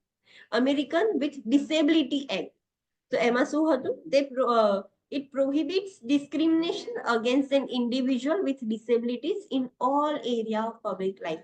આ જે હતું ને, એ જે NGO કે જે ઓર્ગેનાઇઝેશન, એ લોકોએ જે ડિસેબલ પર્સન છે એમની જોડે ડિસ્ક્રિમિનેશન, ભેદભાવ ના થાય એના માટેના બધા એક્ટ્સ બનાવ્યા હતા. કોઈ પણ એવું નહીં કે હોસ્પિટલમાં, પબ્લિક લાઈફમાં પણ એમની જોડે ડિસ્ક્રિમિનેશન ના થાય, જે ડિસેબલ વાળા છે પર્સન, તો એના રિલેટેડ બધું બનાવ્યું હતું એમને એક્ટ. અફોર્ડેબલ કેર એક્ટ, એમાં શું હતું? તો it is characterize by consumer right and protection, affordable health coverage, increase access to care and quality care that meets the needs of client. Affordable care act એ લોકોએ શું બનાવ્યું હતું? તો એ લોકોએ કન્ઝ્યુમર રાઇટ્સ, અહીંયા કન્ઝ્યુમર એટલે કોણ? પેશન્ટ. સો પેશન્ટના રાઇટ અને પ્રોટેક્શન માટે બનાવ્યું હતું કે લોકોને અફોર્ડેબલ હેલ્થ કવરેજ મળી રહે. જે હેલ્થ ઇન્સ્યોરન્સ હોય એ અફોર્ડેબલ હોવો જોઈએ, તો એ કવરેજ છે એ પણ અફોર્ડેબલ હોય, એમને કેર ઇઝીલી મળી રહે, access to the care increase થાય, ક્વોલિટી કેર મળે જે પેશન્ટની નીડ ફૂલફિલ કરી શકે. સો એના ઉપર વર્ક હતું. સો આ બધી જ એસોસિએશને પેશન્ટના બેનિફિટ માટે આટલા બધા એક્ટ્સ પાડ્યા હતા. This is only for the information. They are not going to ask you કે ANA American Nurses Association એ કયો એક્ટ પાડ્યો હતો ને એમાં શું હતું, એવા ક્વેશ્ચન્સ નહીં આવે.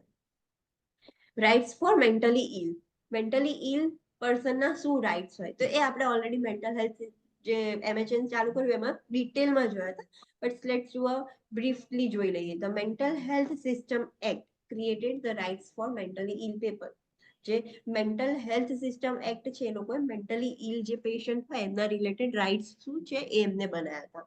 The Joint Commission has developed National Patient Safety Goals for the Behavioral Healthcare and Human Services Program.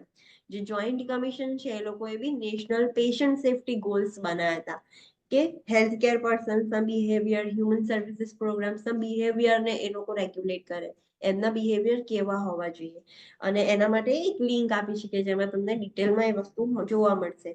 Psychiatric facilities are required to have a patient care partnership document posted in the visible area.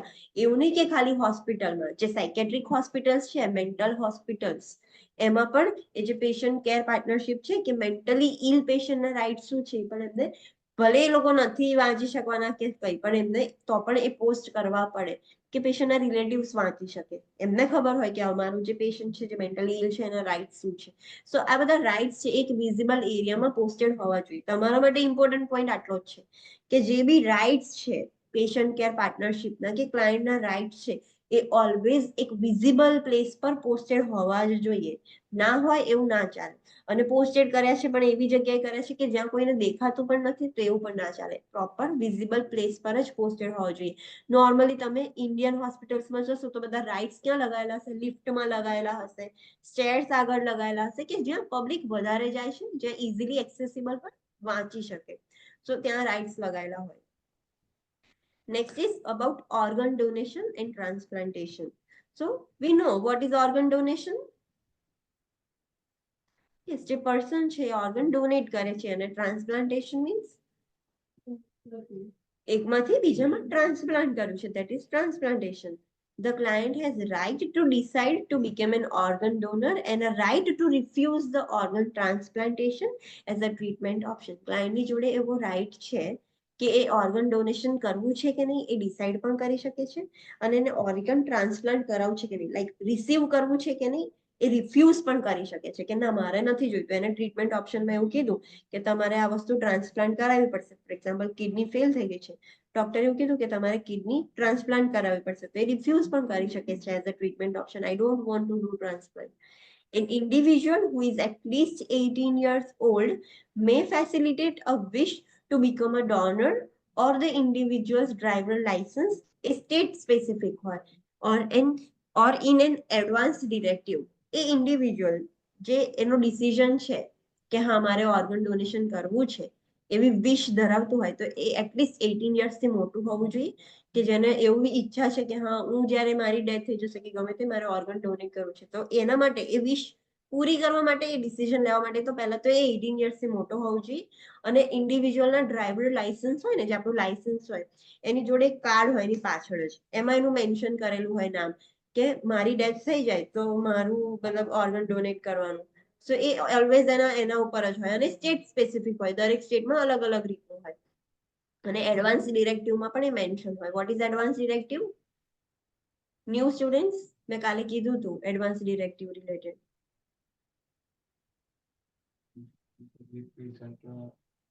Do not resuscitation orders and all હોય, like એમની જગ્યા પર કોઈ બીજું હોય એ decision લઈ શકે related to it. એ શું એક્સપેક્ટ કરે છે, એને શું કરવું છે, શું નથી કરવું, એ બધું જ એડવાન્સ ડિરેક્ટિવમાં મેન્શન હોય. એ પર્સને એડવાન્સ ડિરેક્ટિવ એવી બનાવી હોય કે મારી ડેથ થઈ જાય ત્યારે મારા બધા ઓર્ગન્સ ડોનેટ કરી દેવાના, એવું એને લખાયું હોય એડવાન્સ ડિરેક્ટિવ. તો બધું જ એડવાન્સ ડિરેક્ટિવમાં મેન્શન હોય. When we var in the college, અમે લોકો ફર્સ્ટ યરમાં હતા ત્યારે અમારી કોલેજમાં આ વસ્તુ આવ્યું હતું કે આવી રીતે ઓર્ગન ડોનેશન વાળા આવ્યા હતા અને એમને બધાએ અમને એક કાર્ડ આપ્યું હતું જે અમારે ડ્રાઇવિંગ લાયસન્સની જોડે જ રાખવાનું ને એમાં મેન્શન કરવાનું હોય. જે લોકો વિલિંગલી ઈચ્છે છે કે કશુંક એક્સિડન્ટ થયો કોઈ પર્સનનું તો એનું લાયસન્સ પરથી ખબર પડી જાય કે આ પર્સન ડોનેટ કરવા માંગે છે કે નહીં. પછી બીજાને પૂછવા ના જાય એના ફેમિલી મેમ્બર્સને ક્યારે, એ પર્સનની જ ઈચ્છા છે, એને જ મેન્શન કર્યું છે કે my organs should be donated. So એમને એ વખતે જ્યારે અમે લોકો ફર્સ્ટ યરમાં હતા ત્યારે અમને કાર્ડ આપ્યું કે જે અમારે ડ્રાઇવિંગ લાયસન્સ જોડે મૂકવાનું અને જેની ઈચ્છા હોય કે ડોનેટ કરવું છે કે નથી કરવું એ તમારે મેન્શન કરીને ડ્રાઇવિંગ લાયસન્સ જોડે મૂકી દેવાનું. સો એવું બધું ચાલતું હોય છે. The Uniform Anatomical Gift Act provides a list of individuals who can provide informed consent for the donation of a deceased individual's organs. આ જે યુનિફોર્મ એનાટોમિકલ ગિફ્ટ એક્ટ એક એક્ટ છે, એ એક્ટમાં લિસ્ટ આપેલું છે કે કયા લોકો કન્સન્ટ આપી શકે છે. કોઈ પર્સનની ડેથ થઈ ગઈ છે, ડિઝીઝ પર્સન છે, એના ઓર્ગન્સ ડોનેટ કરવા રિલેટેડ કોણ પરમિશન આપી શકે છે, તો એનું આખું લિસ્ટ છે. લાઈક એના વાઇફ છે, બ્રધર છે, મધર, ફાધર, સિબલિંગ્સ કોઈ બી છે કશું, સો એ કોણ પરમિશન આપી શકે છે એમાં લખ્યું છે. The United Network for Organ Sharing sets the criteria for organ donation. જે યુનાઇટેડ નેટવર્ક છે ઓર્ગન શેરિંગનું, એક આખું ઓર્ગેનાઇઝેશન છે. લોકોએ ક્રાઇટેરિયા આપ્યા છે ઓર્ગન ડોનેશન રિલેટેડ કે કોણ કરી શકે છે. લાઈક ફોર એક્ઝામ્પલ કોઈ પર્સનને ડાયાબિટીસ, બ્લડ પ્રેશર હોય તો એ ઓર્ગન ડોનેટ કરી શકશે ના. તો એના ક્રાઇટેરિયાસ છે. આઈ ડોનેટ કરવાની હોય તો એની આઈઝ હેલ્ધી હોવી જોઈએ. ઇન ટર્મ્સ ઓફ એ લોકોએ ક્રાઇટેરિયા આપ્યા છે કે આ વસ્તુ આવું આવું હોય તો એ પર્સન ઓર્ગન ડોનેટ ના કરી શકે. Some organs such as heart, lungs and liver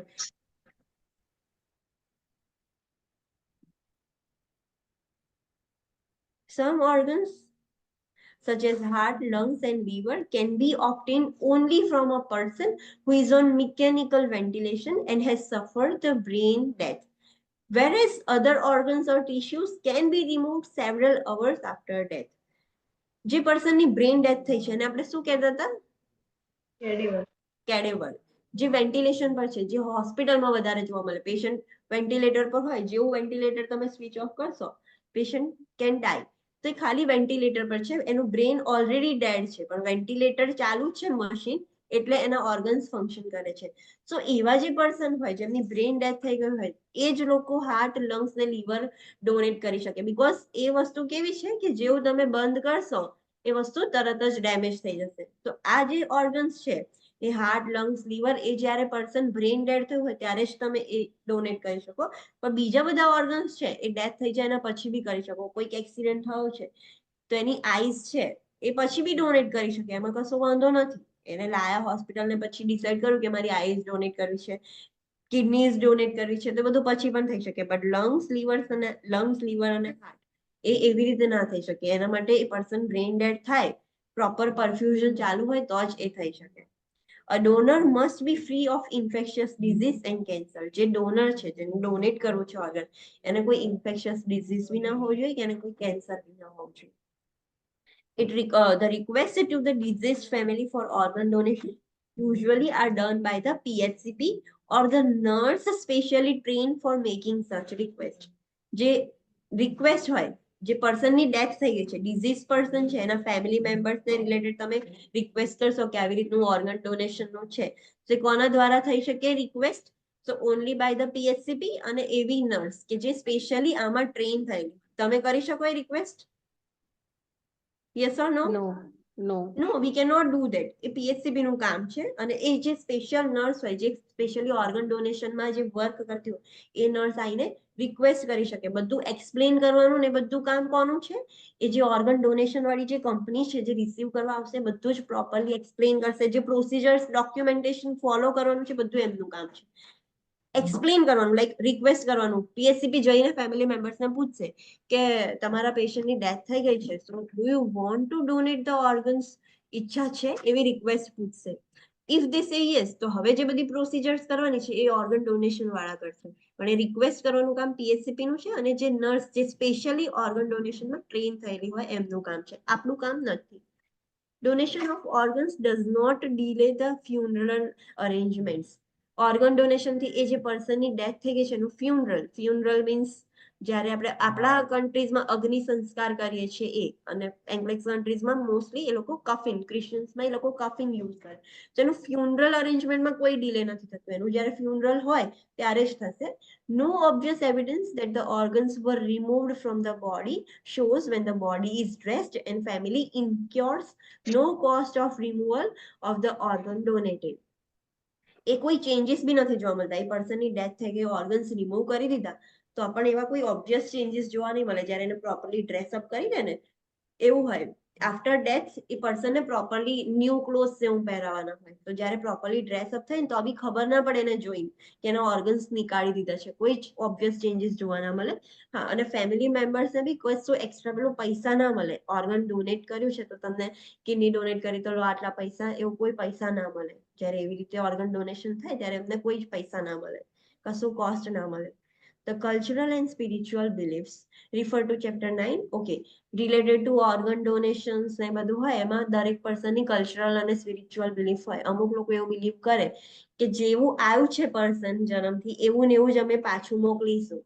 We will return the same as it is. જેવું એનો જન્મ થયો તો એવું જ અમે મધર અર્થને પાછું મોકલીશું. અમે એમાંથી એક ઓર્ગન કાઢીશું પણ નહીં અને એક ઓર્ગન એક્સ્ટ્રા એડ પણ ના કરીશું. ડોનેટ પણ ના કરવા દે અને ટ્રાન્સપ્લાન્ટ બી ના, રિસીવ પણ ના કરે. સો એમની બિલીફ્સ હોય બધી. સો એના રિલેટેડ બધી ચેપ્ટર 19 માં બધી ઇન્ફોર્મેશન છે એન્ડ ઓફ લાઈફ કેરમાં કે કયા લોકો એ કરે છે શું નહીં. We will see further. Okay, next is about concern. So let's take 5 minute break. પછી આપણે કન્સર્ન સ્ટાર્ટ કરીએ. રિલેટેડ ટુ બધી કન્સર્ન્સ છે. Online students please come back from break. Should we start now? બધા રિફ્રેશ થઈ ગયા ને properly? વચ્ચે ઊંઘી ના જતા. Okay ma'am. ચલો let's start with the concerns. Concerns એટલે આપણે બધી બહુ વાર યુઝ કર્યો. With the patient, concern person, concern એટલે પરમિશન. એમને પરમિશન લેવી. પરમિશન લઈએ એને કન્સર્ન કહેવાય. So consents or releases are legal documents that indicates the client's permission to perform surgery, perform a treatment or a procedure or give information to third party. Consent એક legal document છે કે જેનામાં પેશન્ટની permission આપે. તેના related surgery કરવાની permission, treatment કરવાની permission, procedure કરવાની permission કે એમની ઇન્ફોર્મેશન કોઈ બીજા જોડે શેર કરવાની હોય એની પણ પરમિશન થ્રુ કન્સન્ટ જ આપે. So it is a legal document. There are different types of consent. બહુ બધા ટાઈપ્સના consent છે. So let's see the types of consent in box 6.4. First છે admission agreement. So તમને ખબર હશે કે ડ્યુરિંગ એડમિશન તમે હોસ્પિટલમાં જોબ કરી હશે કે ડ્યુરિંગ યોર ઇન્ટર્નશિપ જે એડમિશન ફોર્મ હોય ને એમાં પેશન્ટની કે પેશન્ટના રિલેટિવની નીચે સાઇન હોય કે તમારી ઈચ્છાથી તમે એડમિટ થયા છો, અમે જબરજસ્તી એડમિટ નથી કર્યા. સો એડમિશન અગ્રીમેન્ટ પહેલું કન્સન્ટ એ હોય. Admission agreements are obtained at a time of admission and identify the healthcare agency's responsibilities to the client. A admission વખતે જ એ કન્સન્ટ લેવામાં આવે ને એની અંદર હેલ્થકેર એજન્સીઝની રિસ્પોન્સિબિલિટી શું છે ક્લાયન્ટ પ્રત્યે એ બધું જ અંદર લખ્યું હોય. તમે જોયું હશે તો એડમિશન પેજ હોય ને એમાં બધું બહુ જ લખ્યું હોય. ક્યારે કોઈ વાંચ્યું છે? પેશન્ટ એડમિટ થાય તો ફર્સ્ટ પેજ એનું એડમિશન ફોર્મ હોય યસ. જેમાં પેશન્ટની સાઇન હોય નીચે. તો એમાં બધું જ લખેલું હોય કે અમારા તરફથી તમને શું ટ્રીટમેન્ટ મળશે, અમારી રિસ્પોન્સિબિલિટી શું છે ટુવર્ડ્સ યુ. અને પેશન્ટ પછી અગ્રીમેન્ટ સાઇન કરે. સાઇન વગર એડમિશન ના થાય. કદાચ કોઈ પેશન્ટની સાઇન કરવાની બાકી રહી ગઈ હોય તો પણ એ લોકો પાછળથી સાઇન કરાવી દે છે કે તમારી સાઇન બાકી રહી ગઈ છે, તો કરી દો. સો that is the admission agreement. Next છે ઇમ્યુનાઇઝેશન કન્સન્ટ. અમુક એવી ઇમ્યુનાઇઝેશન્સ કે વેક્સિન્સ હોય તો એની કન્સન્ટ પણ રિક્વાયર્ડ છે.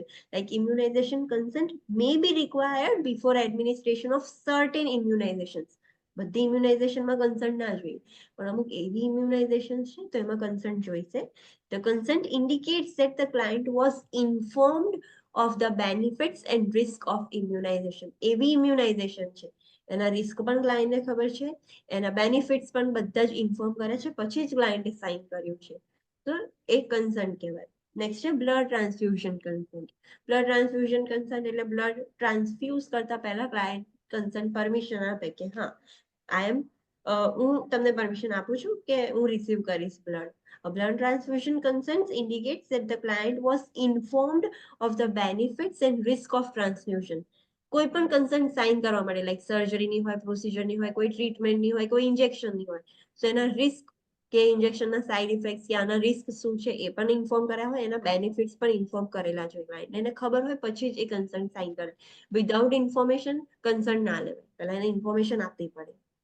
Some clients hold religious beliefs that would prohibit them from receiving the blood transfusion even in a life-threatening situation. અમુક ક્લાયન્ટ એવા છે કે એ રિલિજિયસ બિલીફ હોલ્ડ કરે છે અને ભલે લાઈફ થ્રેટનિંગ સિચ્યુએશન કેમ ના હોય તો પણ એ બ્લડ રિસીવ નથી કરતા. Late the new student speak. કયા હતા એવા પર્સન?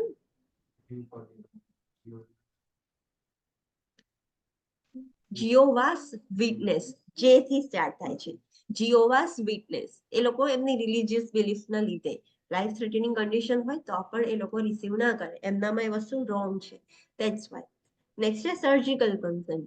સર્જરી કરાવતા પહેલાની કન્સન્ટ હોય એ. The surgical consent is obtained for all surgical or invasive procedure or diagnostic tests that are invasive. A consent ક્યારે લેવાની હોય? તમે અમુક ડાયગ્નોસ્ટિક ટેસ્ટમાં બી કન્સન્ટ લો છો, પણ એ ક્યારે લેવાની? ત્યારે કોઈ ઇન્વેઝિવ હોય. યસ. તમે એક્સરે કરાવવા જાઓ તો તમારી કન્સન્ટ લે છે? નથી લેતા. પણ પાયલોગ્રામ કરવાનું હોય, એક્સરે આઈવીપી કરવાનું હોય તો તમારી કન્સન્ટ લેશે?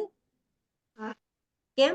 યસ, ડાય ઇન્સર્ટ કરીશું ને ઇન્વેન્સિવ કરવાની. કર્યું છે તમે, આઈવી નાખી કશું ઇન્વેઝિવ વસ્તુ કરી એટલા માટે. સો ડાયગ્નોસ્ટિક ટેસ્ટ કાં તો એવી કશી પ્રોસિજર, પણ એ ઇન્વેઝિવ હોય તો જ કન્સન્ટ લેવાની, ઇન્વેઝિવ ના હોય તો કન્સન્ટની જરૂર નથી. સર્જિકલ બી પ્રોસિજર કરવાની હોય તો એ ઇન્વેઝિવ છે એટલા માટે એમાં કન્સન્ટ લેવાની હોય. The PHCP surgeon or anesthesiologist who perform the operative or other procedure is responsible for explaining the procedure, its risk and benefits and possible alternative options. કોણ એને એક્સપ્લેન કરશે? પેશન્ટ ને નર્સ એક્સપ્લેન કરશે about the surgery? No doctor. Yes, PHCP કરી શકે છે, કાં તો જે સર્જન છે, પીએચસીપી એટલે કે મેડિકલ ઓફિસર જે હોય ને હોસ્પિટલમાં એ, કાં તો જે સર્જન છે પોતે, જે ડોક્ટર છે એ પોતે સર્જન એક્સપ્લેન કરે, કાં તો એનેસ્થેશિયોલોજિસ્ટ જે સર્જરી વખતે એનેસ્થેશિયા આપવાનું હોય એ પર્સન એને એક્સપ્લેન કરી શકે છે કે આના રિસ્ક ફેક્ટર શું છે, એના બેનિફિટ્સ શું છે અને કયા ઓલ્ટરનેટિવ ઓપ્શન છે. તમારે આ નથી કરવું તો તમે આ કરી શકો છો. બધું જ એક્સપ્લેન કરવાનું કામ આમનું છે, નોટ નર્સ. નર્સનું કામ શું છે? ખાલી કન્સન્ટ વખતે કે કન્સન્ટ લીધું કે નહીં લીધું, મતલબ વિટનેસ. યસ, એ ઇન્ફોર્મ કન્સન્ટને વિટનેસ કરવાનું જ કામ છે. તમે ઊભા છો, તમારી સામે કન્સન્ટ લેવાય છે, so you are the witness. ખાલી તમે વિટનેસ કર્યું. હવે તમે, this is for the new students, તમે લોકો પેશન્ટના રૂમમાં છો, પેશન્ટની સર્જરી થવાની છે, પીએચસીપી એ પેશન્ટને બધું જ એક્સપ્લેન કરી દીધું, રિસ્ક બેનિફિટ્સ બધું. નાઉ પીએચસીપી એવું કીધું કે sign this consent, give us the permission, અને પછી પીએચસીપી ને કામ હોય તો એ બહાર નીકળે. તમે ઊભા છો, પેશન્ટ સાઇન કરે છે, સાઇન કરતા કરતા patient is asking you something કે sister I don't remember this, કે તમે આટલી વસ્તુ ફરી મને કહી શકશો? So what you will do?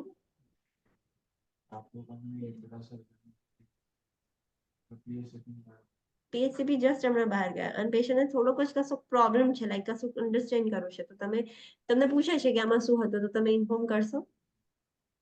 કોઈ દિક્કત હોય તો આપણે લાયબલ થઈને કામ કરશો નહીં. New students,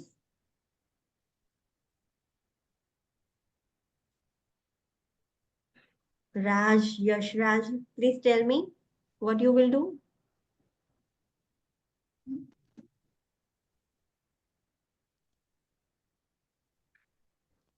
Please tell. Yes. if ma'am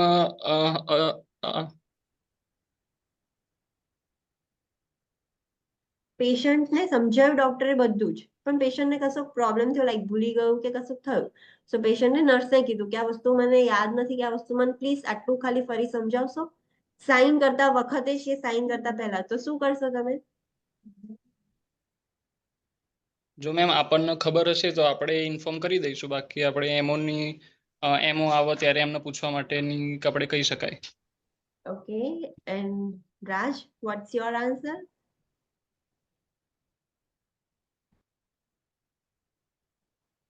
patient to doctor, પેશન્ટને કહીશું જાઓ ડોક્ટર જોડે જઈને પૂછ્યા હોય એવું.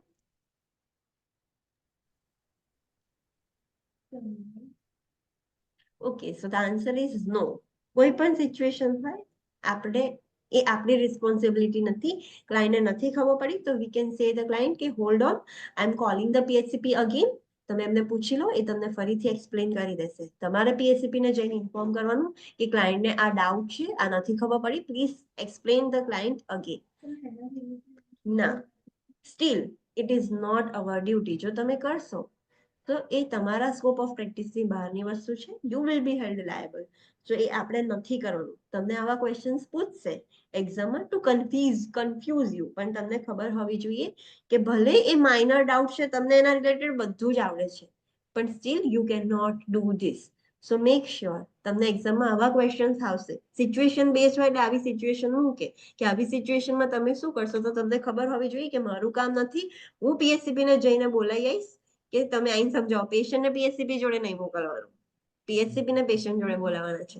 વી can not tell the patient કે જાઓ પીએચસીપી ને મળીને પૂછી લો. આપણે પીએચસીપી ને પેશન્ટના રૂમમાં બોલાવવાના કે એમને ડાઉટ છે તો પ્લીઝ ફરી એક્સપ્લેન કરો, અને પછી પેશન્ટ સાઇન કરે છે કે નહીં એ વિટનેસ કરવાનું.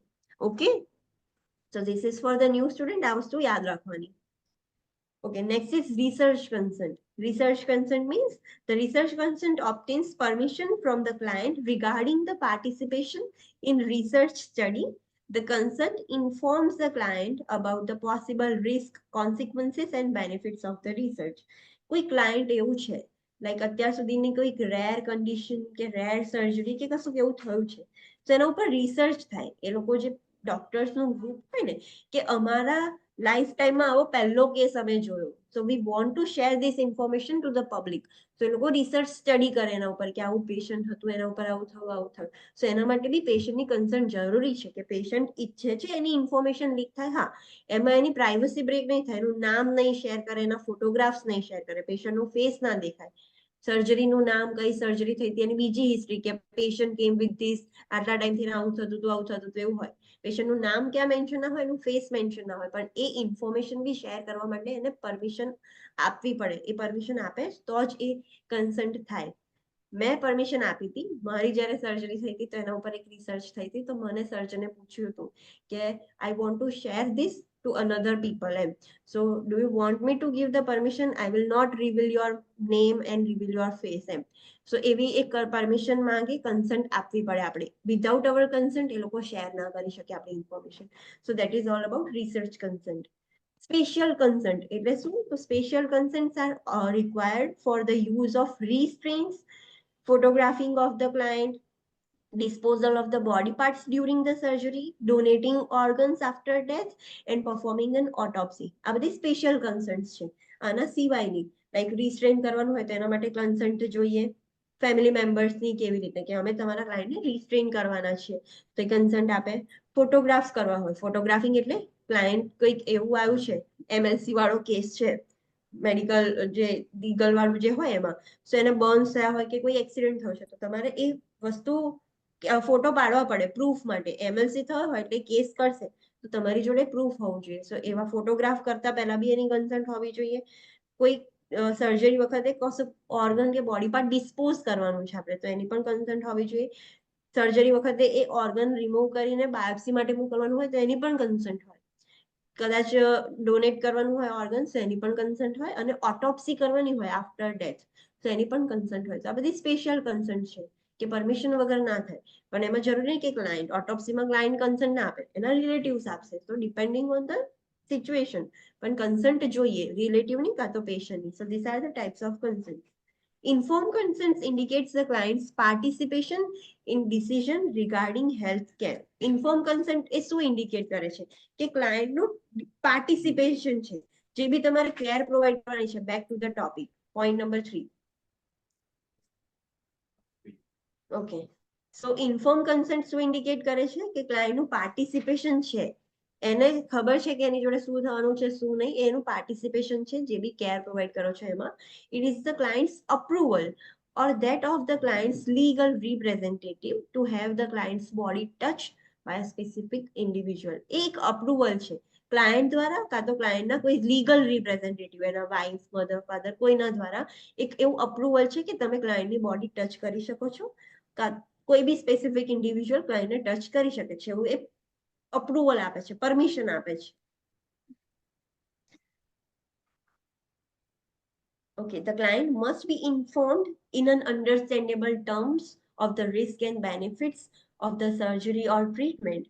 What are the consequences for not having the surgery or procedure performed, treatment options, and the name of PHCP performing the surgery or the procedure. If a client is deaf, illiterate, or speaks a foreign language, a professional interpreter must be present in a person or remotely to explain the terms of consent.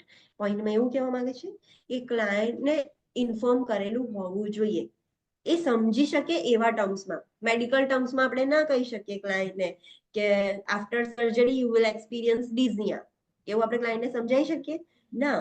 એમને એમના understandable ટર્મ્સમાં સમજાવવાનું હોય, જે રીતે સમજે. Like after surgery તમને chances છે કે તમને શ્વાસ લેવામાં સહેજ તકલીફ પડે, તો એમના અન્ડરસ્ટેન્ડેબલ ટર્મ્સમાં એમને સમજાવવાનું, એના રિસ્ક, એના બેનિફિટ્સ, જે બી સર્જરી કે ટ્રીટમેન્ટ તમે કરાવો છો એના રિસ્ક શું છે, એના બેનિફિટ શું છે, તમે નહીં કરાવો સર્જરી તો કયા કોન્સિક્વન્સીસ આવશે, એનું ટ્રીટમેન્ટ ઓપ્શન શું છે, કયો સર્જન, કયા પીએચસીપી તમારી સર્જરી કરશે એ પણ એને ખબર હોવી જોઈએ.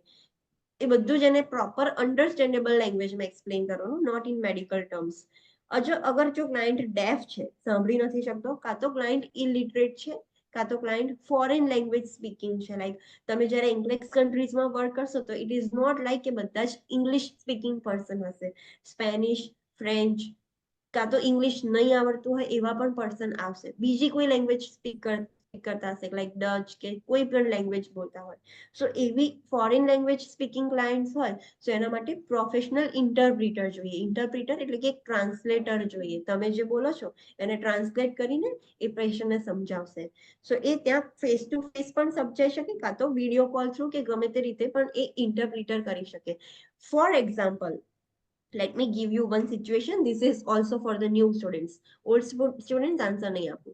તમે એક હોસ્પિટલમાં, I am giving you one situation. તમે એક હોસ્પિટલમાં છો, તમારું ક્લાયન્ટ છે એ ફોરેન લેંગ્વેજ સ્પીકિંગ છે, સો એ ગુજરાતી બોલે છે, યુ નો ગુજરાતી, ક્લાયન્ટ નો ગુજરાતી. તો તમે ક્લાયન્ટને એની અન્ડરસ્ટેન્ડેબલ લેંગ્વેજમાં એક્સપ્લેન કરી દેશો, તમે ઇન્ટરપ્રિટર બની જશો. એ વખતે તમે ઇન્ટરપ્રિટરને બોલાવ્યો છે, he is on the way, પણ ક્યાંક ફસાઈ ગયું છે, મોડું થાય છે, સર્જરી માટે મોડું થાય છે કે કશો પ્રોબ્લેમ થાય છે, so you will B the interpreter.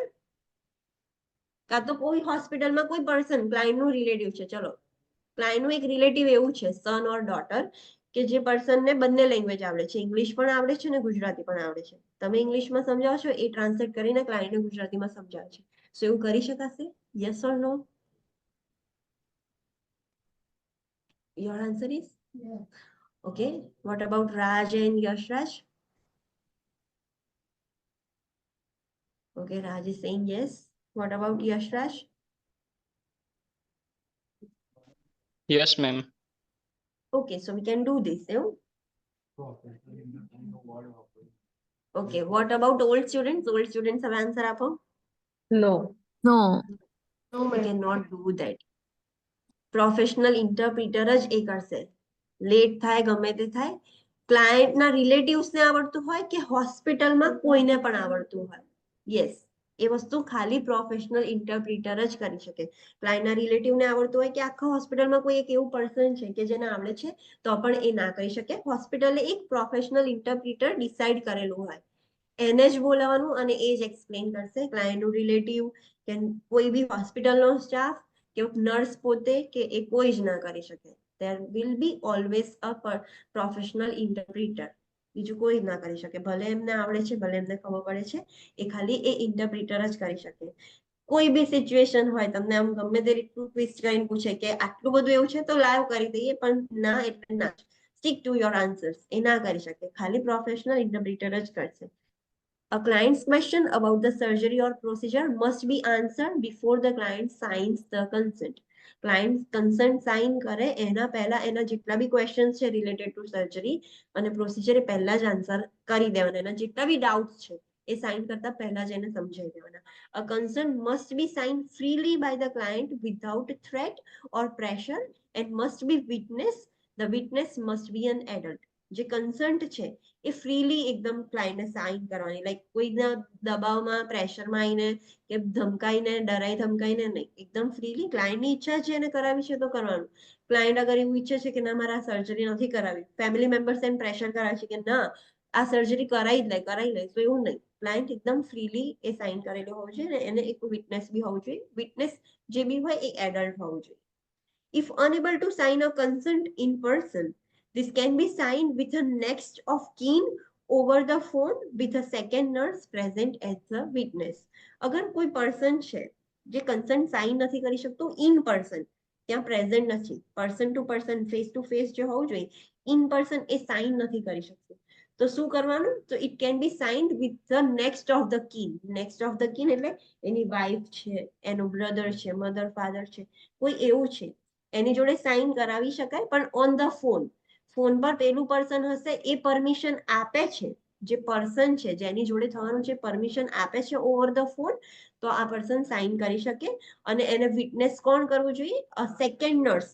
તમે તો છો જ, તમે તો વિટનેસ કર્યું, પણ એક બીજી નર્સ બી વિટનેસ માટે હોવી જોઈએ કે હા આવી રીતે આખી સિચ્યુએશન થઈ હતી, ક્લાયન્ટનું જે કીન હતું, જે નેક્સ્ટ કીન, એને પરમિશન આપી હતી ઓવર ધ ફોન, ક્લાયન્ટને ફોન પર એડ કરેલું હતું. સો બે નર્સિસ જોઈશે એમાં વિટનેસ માટે, એક તો તમે છો અને બીજી સેકન્ડ નર્સ જોઈશે. A client who has been medicated with sedating medications or other any medications that can affect the client's cognitive abilities must not be asked to sign a consent. કોઈ person છે જેને સિડેટિંગ medications આપી છે કોઈ પર્સનને, કાં તો એવી કોઈ પણ મેડિકેશન આપી છે કે જેના લીધે એની કોગ્નિટિવ એબિલિટીઝ ઓલ્ટર થાય છે, અફેક્ટ થાય છે, ડિસિઝન મેકિંગ અફેક્ટ થઈ જાય છે, લોજિકલ થિંકિંગ એ બધું અફેક્ટ થઈ જાય છે, તો એવા ક્લાયન્ટને કન્સન્ટ માટે નહીં પૂછવાનું, બિકોઝ એ એવું હેલ્ધી છે જ નહીં ડિસિઝન લઈ શકે એટલા માટે. સો એવા ક્લાયન્ટને કન્સન્ટ માટે નહીં પૂછવાનું. Legally, the client must be mentally and emotionally competent to give the consent. Legally, એક ક્લાયન્ટ જે કન્સન્ટ આપે છે એ ઇમોશનલી અને મેન્ટલી ફિટ હોવું જોઈએ કન્સન્ટ આપવા માટે, તો જ એ કન્સન્ટ આપી શકે. If the client is declared mentally or emotionally incompetent, emotionally incompetent એટલે ક્લાયન્ટ બહુ જ ડિપ્રેશનમાં હોય તો તમે એને જોડેથી કન્સન્ટ ના લઈ શકો, ઇમોશનલી સ્ટેબલ જ નથી. સો કોઈ if the client is declared mentally or emotionally incompetent, the next of the kin, appointed guardian or durable power of attorney or for healthcare has a legal authority to give the consent. એ ક્લાયન્ટને declare કરી દીધો છે, legally જ declare કર્યો છે કે આ પર્સન મેન્ટલી ઇલ છે કાં તો ઇમોશનલી ઇલ છે, ઇનકોમ્પિટન્ટ છે, તો એની જગ્યાએ કોણ સાઇન કરશે? The next of the kin. એના પછીનું જે બી હોય એ, એની વાઇફ, બ્રધર, સિબ્લિંગ્સ જે બી હોય એ, કાં તો કોઈ અપોઇન્ટેડ ગાર્ડિયન્સ હોય. ગાર્ડિયન્સ એટલે કે જે પેશન્ટની કેર કરે છે, પણ એ કોર્ટ દ્વારા અપોઇન્ટ કરે છે કે હા હવે આ લોકો આ પેશન્ટની કેર કરશે. સો અપોઇન્ટેડ ગાર્ડિયન હોય, કાં તો ડ્યુરેબલ પાવર ઓફ અટર્ની, એને પાવર ઓફ અટર્ની આપેલી હોય, કન્સન્ટ કે મારા કોઈ બી ડિસિઝન્સ છે એ આ પર્સન લેશે કે આવું કરશે, તો એ લોકો સાઇન કરી શકે છે in regard with that client જે ઇનકોમ્પિટન્ટ છે. So let's see box 6.5. કયા લોકો ક્લાયન્ટ્સ જે આપણે એવું કહી શકીએ છીએ કે મેન્ટલી ઓર ઇમોશનલી ઇનકોમ્પિટન્ટ છે. સો ડિક્લેર્ડ ઇનકોમ્પિટન્ટ, પહેલા તેમને ડિક્લેર કરી દીધા છે કે હા આ લોકો ઇનકોમ્પિટન્ટ છે. અનકોન્શિયસ હોય ક્લાયન્ટ, એક્સિડન્ટ થયો છે, સર્જરી થઈ છે, સિડેટેડ છે, ડ્રગ્સના ઓવરડોઝમાં છે, ગમે તે રીતે પણ ક્લાયન્ટ અનકોન્શિયસ છે.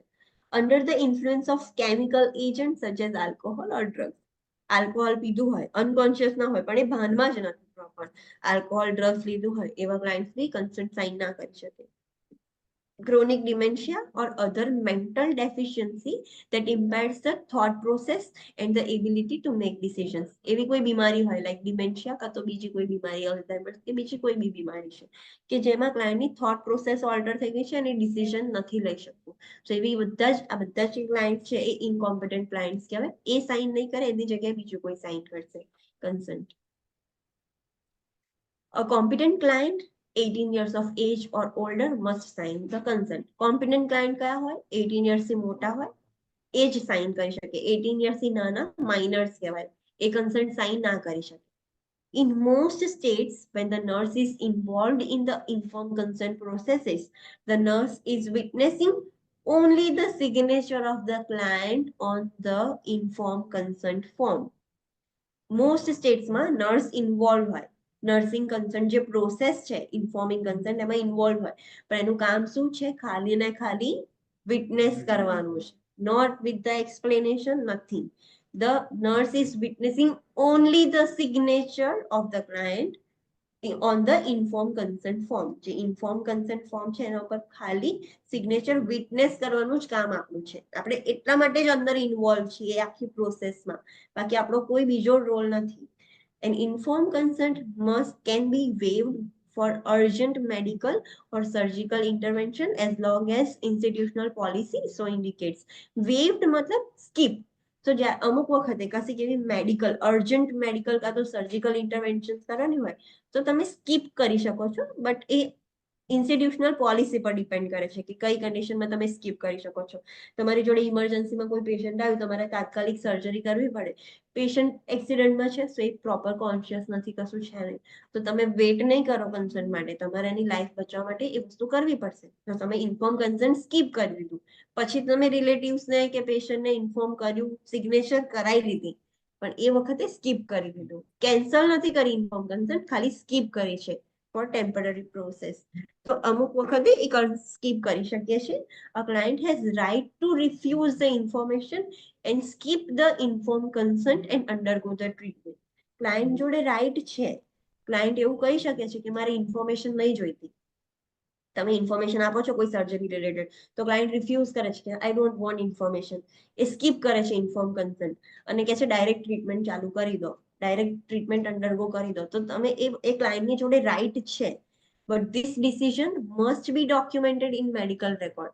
ક્લાયન્ટ એવું કહે છે કે મારે કન્સન્ટ સાઇન નહીં કરવી, મારી ઇન્ફોર્મેશન બી નહીં જોઈતી, બસ તમે ડાયરેક્ટ ટ્રીટમેન્ટ ચાલુ કરી દો, અને તમે ટ્રીટમેન્ટ કરી લીધી પછી કશો પ્રોબ્લેમ થયો, ક્લાયન્ટે કેસ કર્યો, તો પણ આ જે વસ્તુ થઈ છે ક્લાયન્ટની જોડે રાઈટ છે, ચલો આપણે એના રાઈટને રિસ્પેક્ટ કરી, પણ બધું જ ડોક્યુમેન્ટ કરવાનું કામ નર્સનું છે. તમારે બધું જ ડોક્યુમેન્ટ કરવાનું કે ક્લાયન્ટને અમે કીધું હતું, સ્ટીલ એને ઇન્ફોર્મેશન નથી જોઈતી, એને ઇન્ફોર્મ કન્સન્ટ સ્કીપ કરીને અંડરગો કર્યું સર્જરી, અને એમાં ક્લાયન્ટની સાઇન કરાવી દેવાની. તમે જોયું હશે હોસ્પિટલ સેટિંગ્સમાં ક્લાયન્ટને કશીક મેડિકેશન આલવાની હોય ને મેડિકેશન રિફ્યુઝ કરે ને તો આખું લખેલું હોય કે અમે બધું બહુ સમજાવ્યું, સ્ટીલ ક્લાયન્ટ રિફ્યુઝ કરે છે ને પછી તમે સાઇન કરાઈ, તો એ તમારી જોડે એક લીગલ ડોક્યુમેન્ટ થયું. ફ્યુચરમાં કશો પ્રોબ્લેમ થાય તો તમારી જોડે એક ડોક્યુમેન્ટ છે કે ક્લાયન્ટે પોતે ના પાડી, પોતે રિફ્યુઝ કર્યું હતું, તો એ ફરી ના જાય. પણ એ વસ્તુ કરી શકો છો, પણ એ બધું ડોક્યુમેન્ટ કરવાનું.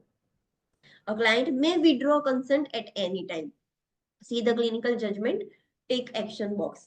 ક્લાયન્ટે કન્સન્ટ સાઇન કરી દીધી, સર્જરી છે 12 વાગે, ક્લાયન્ટે કન્સન્ટ આગલા દિવસે જ સાઇન કરી છે, અને 10 વાગે ક્લાયન્ટ એવું કહે છે કે મારે સર્જરી નહીં કરાવી, અને એની કન્સન્ટ વિડ્રો કરી દીધી. તો ક્લાયન્ટની જોડે રાઈટ છે, એ ગમે ત્યારે કન્સન્ટ વિડ્રો કરી શકે છે. પછી તમારે સર્જરી ના કરે, ક્લાયન્ટે વિડ્રો કરી દીધી એની કન્સન્ટ, તો પછી તમે ના કરી શકો, પણ ક્લાયન્ટ જોડે રાઈટ છે વિડ્રો કરવાનું. So let's see the clinical judgment box. 1 hour before a scheduled surgical procedure, the client states to the nurse that I have changed my mind. I don't want this surgery. Actions to take by the nurse include the following. સિનારીઓ એવું કહે છે કે કલાક પહેલા જે surgery schedule કરેલી હતી એના કલાક પહેલા હવે ક્લાયન્ટ એવું કહે છે નર્સને, મેં મારું માઇન્ડ ચેન્જ કરી દીધું, હવે મારે સર્જરી નથી કરાવી. તો આવા સિચ્યુએશન્સમાં being a nurse, being a registered nurse, તમારે શું કરવાની, કઈ એક્શન્સ લેવાની? So this are the steps. Talk to the client about the request. ક્લાયન્ટની જોડે વાત કરો, એટલે કેમ તમારી માઇન્ડ ચેન્જ થઈ ગયું, શું છે, ઇન્ફોર્મેશન ગેઇન કરવાની. Explore with the client concerns about not wanting the surgery. ક્લાયન્ટે સર્જરી કેમ નથી કરાવી એના રિલેટેડ એક્સપ્લોર કરો, કયા રીઝન્સ છે કોને એવું કશું કીધું ક્લાયન્ટે, કયા એવા ડાઉટ્સ જનરેટ થયા, શું થયું એ એક્સપ્લોર કરો. એક્સપ્લોર કર્યા પછી withhold further surgical preparations and contact the surgeon to report the client's request. હવે જેની સર્જિકલ પ્રિપેરેશન હતી લાઈક શેવિંગ ને બધું કરવાનું હોય તો બધું વિથહોલ્ડ કરી દો. ક્લાયન્ટની અત્યારે ઈચ્છા નથી તો આપણે ના કરાવી શકીએ અને તરત જ સર્જનને કોન્ટેક્ટ કરો કે ક્લાયન્ટ આવું કે છે એને સર્જરી નથી કરાવી, એને ઇન્ફોર્મ કરો સર્જનને. Document the client request and that the surgeon was inform. હવે તમારે ડોક્યુમેન્ટ કરવાનું કે આટલા વાગે ક્લાયન્ટે આવી રિક્વેસ્ટ કરી કે મારે નથી કરવું અને સર્જનને મેં ઇન્ફોર્મ કરી દીધું હતું આટલા વાગે કે નથી કરવું. પછી ફરી કશું થયું કે સર્જન આવીને ફરી ઇન્ફોર્મ કર્યું અને ફરી ક્લાયન્ટ અપ્રૂવ થયું, તો એ બધું જ તમારે ડોક્યુમેન્ટ કરવાનું. ઇન શોર્ટ જે બી થાય છે બધું તમારે ક્લિયર કટ ડોક્યુમેન્ટ રાખવાનું to play your safe side. કશો પ્રોબ્લેમ થાય તો તમે સેફ રહો. સો ધીસ આર ધ એક્શન્સ. તમારે આવી સિચ્યુએશનમાં આ એક્શન્સ લેવાની. The important point is an informed consent is a legal document and the client must be informed by the PHCP, that is physician surgeon, in understandable terms of the risk and benefits of surgery, treatment, procedures and plan of care. The client needs to be a participant in decision regarding healthcare. Important point એવો છે કે જે inform consent છે એ legal document છે અને કોના દ્વારા inform કરવામાં આવશે? Only by the PHCP. એ ફિઝિશિયન હોઈ શકે છે, સર્જન હોઈ શકે છે, એનેસ્થેસિયોલોજિસ્ટ કોઈ પણ હોઈ શકે છે. જે બી ઇન્ફોર્મેશન આપશે એ અન્ડરસ્ટેન્ડેબલ ટર્મ્સમાં હોય, એમાં એના રિસ્ક બેનિફિટ્સ, સર્જરીના, ટ્રીટમેન્ટના, પ્રોસિજર્સના જે પ્લાન ઓફ કેર છે બધું જ ઇન્ફોર્મ કરવાનું અને ક્લાયન્ટ એ ડિસિઝન મેકિંગ પ્રોસેસ છે એમાં પાર્ટિસિપેટ હોવું જોઈએ કે હા એને ખબર હોવી જોઈએ એની જોડે શું થાય છે શું નહીં. So this is the important point. આના પરથી કન્ક્લુડ શું થાય છે કે we are not a part of inform consent procedure, we are the only part as a witness.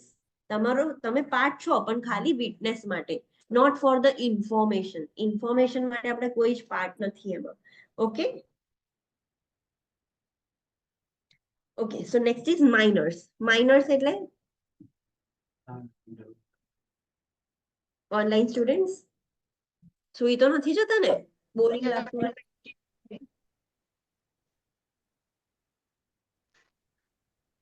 Person જે 18 યર્સથી નાનું છે, જે લીગલ એજ સ્ટેટ દ્વારા ડિફાઇન કરેલી હોય. આપણા અહીંયા ઇન્ડિયામાં લીગલ એજ 18 ડિસાઇડ કરી છે, તો 18 કરતા નાનું હોય તો એને માઇનર કહેવાય. Minor is a client under a legal age as defined by the state statute, usually younger than 18 years. Normally બધે જ આ જ લીગલ એજ એ લોકોએ ડિસાઇડ કરી છે. જે કન્ટ્રીમાં જે લીગલ એજ ડિફાઇન કરી હોય, લાઈક અમુક કન્ટ્રીઝમાં એવું કે 20 યર્સ એ લીગલ એજ કહેવાય, તો 19 યર્સનું હોય તો બી માઇનર કહેવાશે અકોર્ડિંગ ટુ ધેર લો. સો જે લીગલ એજ એ સ્ટેટના અકોર્ડિંગ જે લીગલ એજ ડિસાઇડ કરી છે એનાથી નાનું હોય એને માઇનર કહેવાય. નોર્મલી 18 યર્સ એ લીગલ એજ કન્સિડર કરવામાં આવે છે ને એનાથી નાનું એ માઇનર જ કહેવાય. Minor may not give legal consent and the consent must be obtained from a parent or a legal guardian. Agreement by the minor is important because it allows for the communication of the minor's thoughts and feelings. Minor હશે એ consent sign નહીં કરે, એ ના કરી શકે consent sign. તો consent કોની જોડેથી લેવાની? પેરેન્ટ્સ જોડેથી, કાં તો જે લીગલ ગાર્ડિયન્સ છે કે જેના કેરટેકર છે લીગલી, મે બી એના ગ્રેન્ડ પેરેન્ટ્સ હોય, એના અંકલ આંટ હોઈ શકે કે કોઈ પણ હોઈ શકે જે હવે ચાઇલ્ડનું ધ્યાન રાખે છે, તો કોઈ લીગલ ગાર્ડિયન્સ છે એના દ્વારા. પણ agreement by the minor is important. માઇનરને બી ખબર હોવી જોઈએ. વર્બલી પૂછવામાં આવે, માઇનરને એવું સમજાવવાનું કે તમારી ઉપર આવી સર્જરી થાય છે, ભલે ચાઇલ્ડ હોય, પીડિયાટ્રિક હોય, પણ એને સમજાવવાનું, એને જે રીતે સમજણ પડે એ રીતે. અને if you want this surgery, એને એ અગ્રી તો કરશે ને, હા આઈ વોન્ટ ધીસ સર્જરી. એવું નહીં કે પેરેન્ટ્સે ડિસાઇડ કર્યું કે મારા ચાઇલ્ડ પર સર્જરી કરવાની છે તો કરવાની છે, ચાઇલ્ડને તો છે નથી પડી એવું કશું નહીં. તો માઇનરનું છે એનું પણ અગ્રીમેન્ટ નેસેસરી છે because it's allows for the communication of the minors thoughts અને ફિલિંગ્સ. એ સર્જરી કે એ ડાયગ્નોસ્ટિક પ્રોસિજર કે એ ટ્રીટમેન્ટ પ્લાન રિલેટેડ એના થોટ્સ અને ફિલિંગ્સ શું છે એ જાણવા માટે એનું અગ્રીમેન્ટ જરૂરી છે. સો આના ઉપર ક્વેશ્ચન્સ એવું આવી શકે કે તમે નર્સ છો, તમારી જોડે 13 યર ઓલ્ડ ક્લાયન્ટ છે જેની સર્જરી કરવાની છે, એપેન્ડિક્સની સર્જરી કરવાની છે. હવે 13 યર્સ છે એટલે તમે એની જોડે તો કન્સન્ટ સાઇન નહીં કરાવો, તમે એના પેરેન્ટ્સ જોડે કન્સન્ટ સાઇન કરાય. સો એમાં ક્વેશ્ચન એવું હશે કે પેલું નહીં કહેતા કે which you need further education, parents એવું બોલે છે, તો પેરેન્ટ્સ એવું કહે છે કે મારા ચાઇલ્ડને ઇન્ફોર્મ કરવાની જરૂર નથી, મેં કન્સર્ન સાઇન કરી દીધી છે, we want the surgery. So is it possible? No. આપણે માઇનરને ઇન્ફોર્મ કરવું જ પડે, એને સમજાવવું પડે કે તારી જોડે આ થાય છે, ભલે કન્સર્ન સાઇન નથી કરતો પણ એની અગ્રીમેન્ટ નેસેસરી છે. તો આ પોઈન્ટ યાદ રાખવાનો, આના પરથી ક્વેશ્ચન આવી શકશે. Parental or guardian consent should be obtained before treatment is initiated for minor, except in the following cases. કોઈ બી ટ્રીટમેન્ટ કરતા પહેલા બિફોર ધ ટ્રીટમેન્ટ પેરેન્ટ્સની કાં તો ગાર્ડિયનની કન્સન્ટ જરૂરી છે. એક્સેપ્ટ ઇન ફોલોઈંગ કેસીસ, કયા કેસીસમાં આપણે ના લઈએ કન્સન્ટ તો ચાલે? તો in emergency, in situation in which the consent of minor is sufficient, including treatment related to substance abuse, treatment of STI, HIV testing and acquired AIDS treatment, birth control services, pregnancy or psychiatric services, the minor is emancipated minor or the court order or the other legal authorization has been obtained. આ બધી જ કન્ડિશનમાં તમે consent ના લો તો ચાલે. કઈ conditions હતી? તો આવી કન્ડિશન્સમાં માઇનરની કન્સન્ટ ઇનફ છે. માઇનર કહી દે ને કે હા ભલે માઇનર છે પણ એને કન્સન્ટ આપી દીધી કે તો ચાલશે. લાઈક સબસ્ટન્સ અબ્યુઝ કરતું હોય એ માઇનર અને એની ટ્રીટમેન્ટ માટે આવ્યું હોય તો એને કન્સન્ટ કરી દીધી તો ચાલશે. એવી સિચ્યુએશન થઈ ગઈ છે. એસટીઆઈ થયું હોય માઇનરને અને તમે એના માટે ટ્રીટમેન્ટ લેવા આવ્યું હોય તો HIV ટેસ્ટિંગ કરવાનું હોય, HIV ટેસ્ટિંગ માટે કન્સન્ટ જોઈએ બીકોઝ એ કોન્ફિડેન્શિયલ રિપોર્ટ છે. તો એમાં બી માઇનરે આપી દીધું હોય તો ચાલે. એડ્સની ટ્રીટમેન્ટ માટે આવ્યું છે ક્લાયન્ટ તો પણ માઇનરની ચાલશે. બર્થ કંટ્રોલ સર્વિસીસ માટે આવ્યું છે એ ક્લાયન્ટ તો પણ માઇનર હોવા છતાં બી પ્રેગ્નન્સ થઈ ગયું છે ક્લાયન્ટ, કાં તો સાયકેટ્રિક સર્વિસીસ લેવા આવ્યું છે, કાં તો એ માઇનર ઇમેન્સિપેટેડ માઇનર છે, we will see what is emancipated minor, કાં તો કોર્ટે લીગલ ઓર્ડર્સ આપ્યા છે કે હવે આ પર્સન કન્સન્ટ આપી શકશે કે એવું બધું. આ કોઈ બી કન્ડિશનમાં તમે કન્સન્ટ ના લો પેરેન્ટ્સની કે ગાર્ડિયન્સની તો ચાલે. બાકી તો પેરેન્ટ્સ ને ગાર્ડિયન્સની કન્સન્ટ જોઈએ. કશીક એવી ઇમરજન્સી સિચ્યુએશન આવી ગઈ છે અને એમાં બી તમારી ઇમરજન્સીમાં સર્જરી કરવી પડે એવું કશું હોય તો એ વખતે બી માઇનરની કન્સન્ટથી તમારે પહેલા ચાલુ કરી દેવાની સર્જરી. એમાં પણ એ એક્સેપ્શનલ છે. Now what is emancipated minor? કોઈને આઈડિયા છે what is emancipated minor?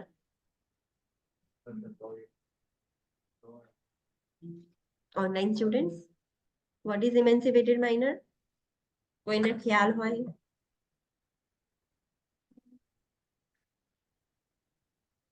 Okay, so let's see what is emancipated minors. An emancipated minor has established independence from the parents through marriage, pregnancy, or service in the armed force or by a court order.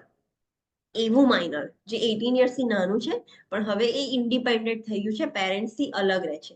કેવી રીતે independent થયું? કાં તો એને marriage કરી લીધું, marriage કરીને independent થઈ ગયું, પ્રેગ્નન્ટ થઈને ઇન્ડિપેન્ડન્ટ થઈ ગયું છે, કાં તો કોઈ આર્મ ફોર્સમાં એ સર્વિસ કરે છે, આર્મીમાં છે નાની એજમાંથી જ, કશાક એમાં એવી એ વર્ક કરે છે, કાં તો કોર્ટના ઓર્ડર દ્વારા કોર્ટે ઓર્ડર આપ્યો છે કે હવેથી આ ઇમેન્સિપેટેડ માઇનર હવે એના પેરેન્ટ્સની છત્રછાયામાં નહીં રહે, એ ઇન્ડિપેન્ડન્ટ થઈ ગયું છે પેરેન્ટ્સ. તો એ એવા જે પેરેન્ટ્સ ઇન્ડિપેન્ડન્ટ થઈ જાય એ બધા ઇમેન્સિપેટેડ માઇનર કહેવાય. An emancipated minor is considered legally capable of signing an informed consent. જે માઇનર ઇમેન્સિપેટેડ હોય હવે એ કન્સન્ટ સાઇન કરી શકે છે ભલે એ 18 યર્સ કરતા નાનું છે. તો ત્યારે તમે ક્વેશ્ચન વાંચો, ક્વેશ્ચનમાં એવું લખ્યું હોય કે 16-year-old male came to this hospital XYZ and emancipated minor એવો વર્ડ લખ્યો હોય તો તમારી એની કન્સન્ટ લઈ શકાય. એ ઇમેન્સિપેટેડ છે. સો એક વર્ડ તમે સ્કીપ કરી લેશો તો આન્સર રોંગ થઈ જશે. સો ઇમેન્સિપેટેડ લખ્યું હોય તો એ સાઇન કરી શકે એની consent. So that was all about emancipated minor. Next છે Health Insurance Portability and Accountability Act. એને શું કહેવાય? HIPAA. જે ઓલ્ડ સ્ટુડન્ટ છે જેમને ક્વેશ્ચન સોલ્વ કર્યા છે એમને બધે HIPAA વર્ડ આવ્યો હશે તો તમારી માટે બહુ જ ઇમ્પોર્ટન્ટ છે. According to HIPAA, according to this HIPAA word બહુ જ આવશે. તો what is HIPAA? So it is Health Insurance Portability and Accountability Act. HIPAA એક એક્ટ છે, એની અંદર શું હોય? Let's see that. The Health Insurance Portability and Accountability Act, that is HIPAA, describes how personal health information એટલે કે PHI short form use કર્યું છે. Personal health information એટલે કે મારી health information may be used and how the client can obtain access to the information. HIPAA ની અંદર શું વસ્તુ ડિસ્ક્રાઇબ કરી છે, તેના ઉપર વધારે ફોકસ કરે છે કે કોઈ પર્સનની પર્સનલ હેલ્થ ઇન્ફોર્મેશન કેવી રીતે આપણે યુઝ કરી શકીએ, આપણે કઈ કઈ જગ્યાએ એનો એક્સેસ કરી શકીએ. ફોર એક્ઝામ્પલ, ક્લાયન્ટ તમારી જોડે છે, કોઈ હોસ્પિટલમાં ટાઈ અપ હોય, એને રેફર કર્યું હોય. ફોર એક્ઝામ્પલ, એક હોસ્પિટલ છે, હેલ્થકેર ફેસિલિટી, ત્યાં MRI નથી થતું, ક્લાયન્ટનું MRI કરાવવાનું જરૂરી છે. તો જ્યાં તમે રિફર કરો છો MRI માટે, તો તમે એ લોકોને બી ઇન્ફોર્મેશન, ક્લાયન્ટની હિસ્ટ્રી તો શેર કરશો ને, કે આ ક્લાયન્ટ આવી રીતે આવ્યું હતું, એને એક્સિડન્ટ થયું હતું, આમ છે, તેમ છે, અને બ્રેઇન ઇન્જરી છે. તમે ક્લાયન્ટની ઇન્ફોર્મેશન શેર કરી એ પર્સન જોડે. સો આમાં એવું ડિસ્ક્રાઇબ કર્યું છે કે તમે કેવી રીતે ક્લાયન્ટની ઇન્ફોર્મેશન યુઝ કરી શકો છો, ક્યાં શેર કરી શકો છો, અને ક્લાયન્ટને કેવી રીતે એનો એક્સેસ છે. ક્લાયન્ટ ગમે ત્યારે એની ઇન્ફોર્મેશન જોવા માંગી શકે છે. ક્લાયન્ટની તમે બધી જ ડિટેલ્સ લીધી અને આ ટ્રીટમેન્ટ આપી, અને આ હેલ્થ અસેસમેન્ટમાં આ વેલ્યુઝ આવી, આ લેબ વેલ્યુઝ આવી, પ્લીઝ વેકઅપ, આની જે બી આવી છે. સો એ ઇન્ફોર્મેશન ક્લાયન્ટની જોડે રાઈટ છે કે એ માંગી શકે છે કે મને બતાવો મારા રિપોર્ટ શું આવ્યા, મને કઈ મેડિસિન આપી. સો એ બધું એને બી એક્સેસ મળી રહે. તો HIPAA આટલું જ ડિસ્ક્રાઇબ કર્યું છે કે તમે એની ઇન્ફોર્મેશન કેવી રીતે યુઝ કરી શકો છો, અને ક્લાયન્ટ ગમે ત્યારે એક્સેસ કરી શકે છે information. PHI includes individually identifiable information that relates to the client's past, present, and future health, treatment, and payment of the healthcare services. PHI માં શું શું હશે? પર્સનલ હેલ્થ ઇન્ફોર્મેશનમાં કઈ વસ્તુ અંદર આવશે? તો એની પાસ્ટ ઇન્ફોર્મેશન, એની પ્રેઝન્ટ ઇન્ફોર્મેશન, અને future related health problems, like અત્યારે ક્લાયન્ટને આ કન્ડિશન છે, તો ફ્યુચરમાં આ ચાન્સીસ થવાના છે, તો ફ્યુચર રિલેટેડ હેલ્થ ટ્રીટમેન્ટ હશે, બધું જ અંદર હશે. એને કઈ કઈ ટ્રીટમેન્ટ આપી છે, એને કઈ રીતે પેમેન્ટ કર્યું છે, બધું જ અંદર હોય. ઇન શોર્ટ, ક્લાયન્ટની બધી જ હિસ્ટ્રી હોય અંદર. The act requires healthcare agencies to keep PHI private. આ જે એક્ટ છે, HIPAA એક્ટ, એ શું ઈચ્છે છે બધી એજન્સી જોડેથી? કે એ PHI છે, જે ક્લાયન્ટની પર્સનલ હેલ્થ ઇન્ફોર્મેશન છે, એ પ્રાઇવેટ જ રહે. It provides information to the client about the legal responsibilities regarding the privacy.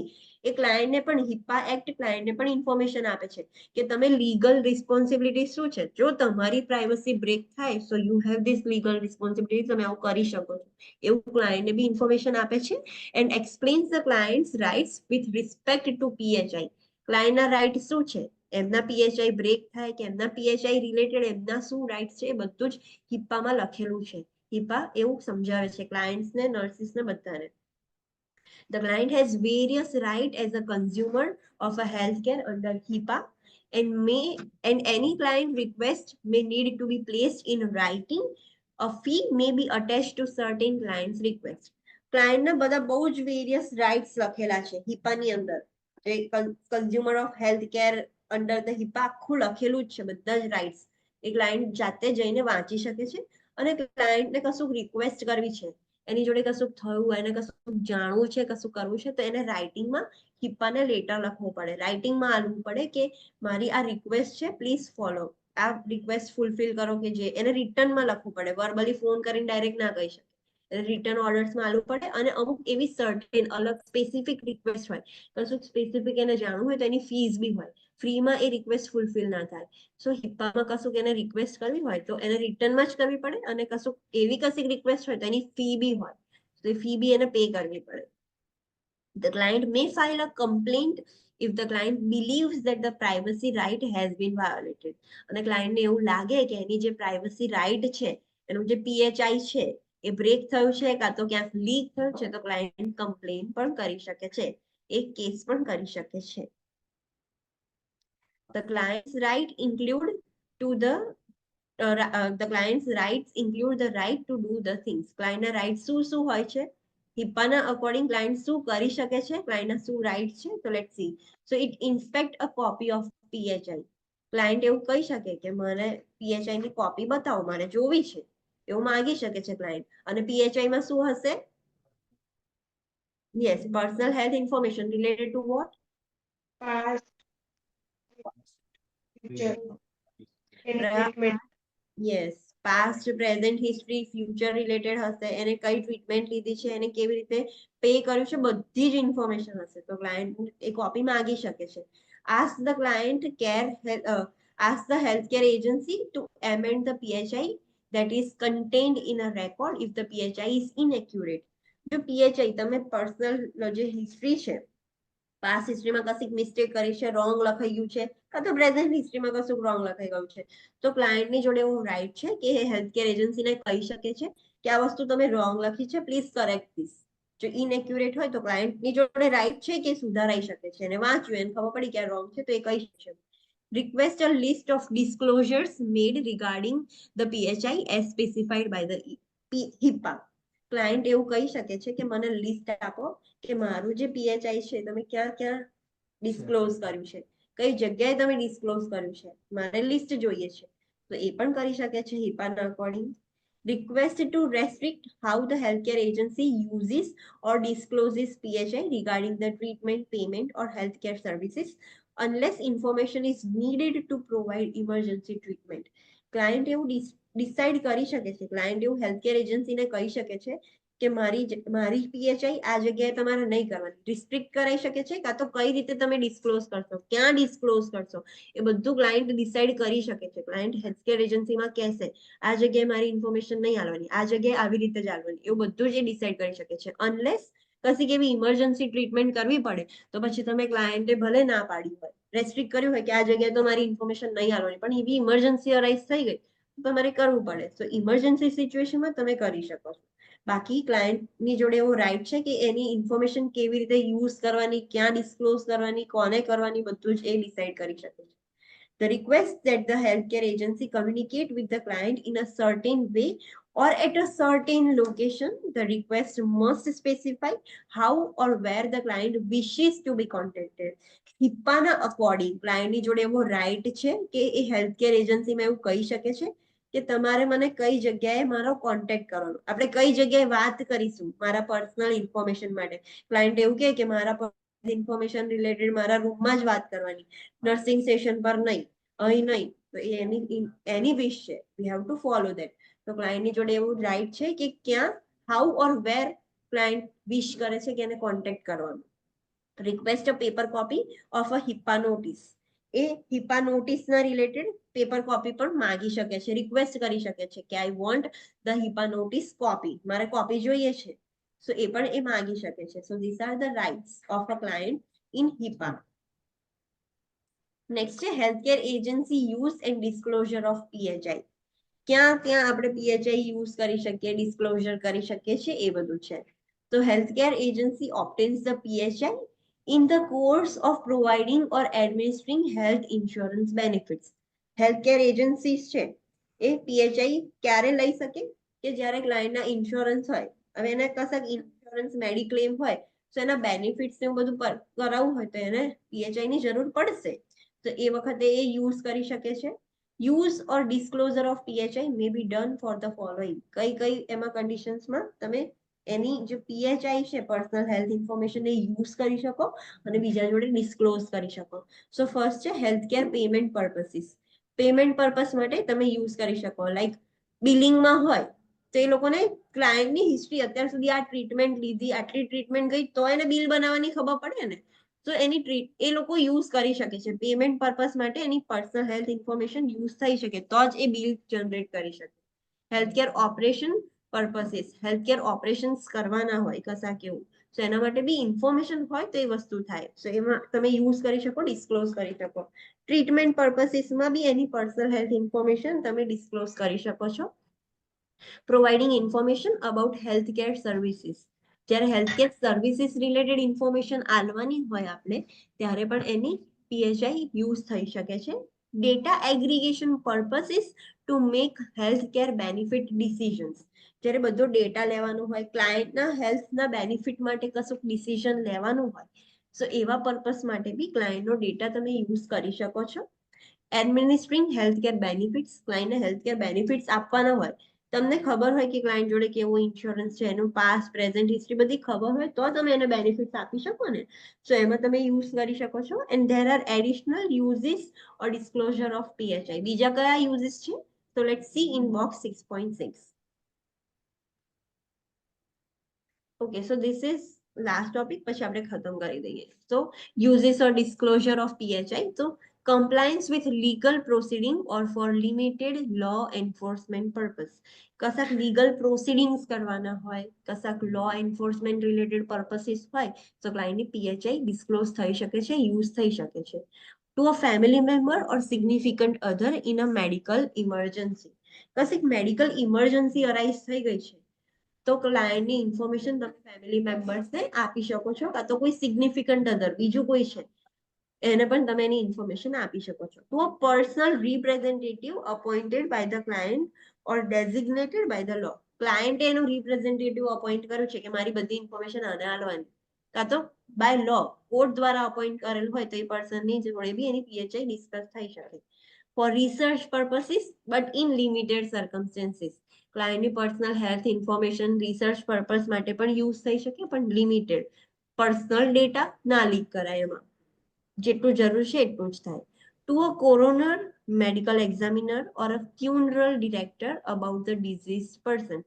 Two a coroner, coroner means કે કેવું કહી શકીએ, ક્લાયન્ટની ડેથ થઈ ગઈ હોય ને પછી આ પર્સન હેલ્પફુલ કરે એના માટે વર્ડ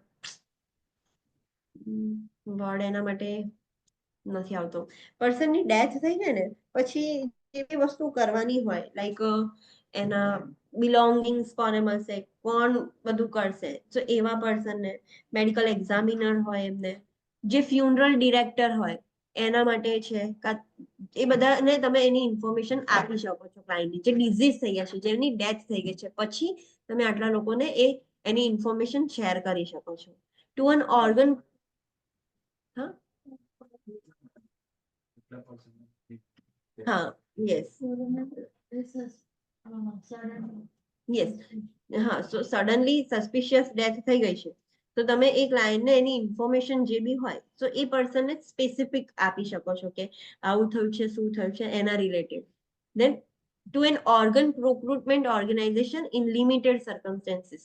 કોઈ પર્સનની ડેથ થઈ જાય, ઓર્ગન ડોનેશન કરવાનું હોય તો જે ઓર્ગેનાઇઝેશન છે, ઓર્ગન પ્રોક્રુટમેન્ટ ઓર્ગેનાઇઝેશન, એમને બી તમે ઇન્ફોર્મેશન આપી શકો છો about the client, but limited. જે કામની છે એટલી જ, બીજી બધી એમને કશી કામની નથી, જે હિસ્ટ્રી એમના માટે જરૂરી છે એ જ.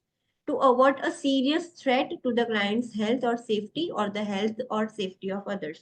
જ્યારે કશું એવું સિરિયસ થ્રેટ હોય ક્લાયન્ટના ઉપર, ક્લાયન્ટની હેલ્થને કે ક્લાયન્ટની સેફટી પર એક થ્રેટ હોય, કાં તો ક્લાયન્ટ દ્વારા બીજા પર થ્રેટ હોય, તો પણ તમે એની ઇન્ફોર્મેશન બીજાને ફેમિલી મેમ્બર્સને શેર કરી શકો છો કે આ ક્લાયન્ટ બહુ ડેન્જરસ છે, તમે ધ્યાન રાખજો, એવું બધું તો એને શેર કરી શકો છો.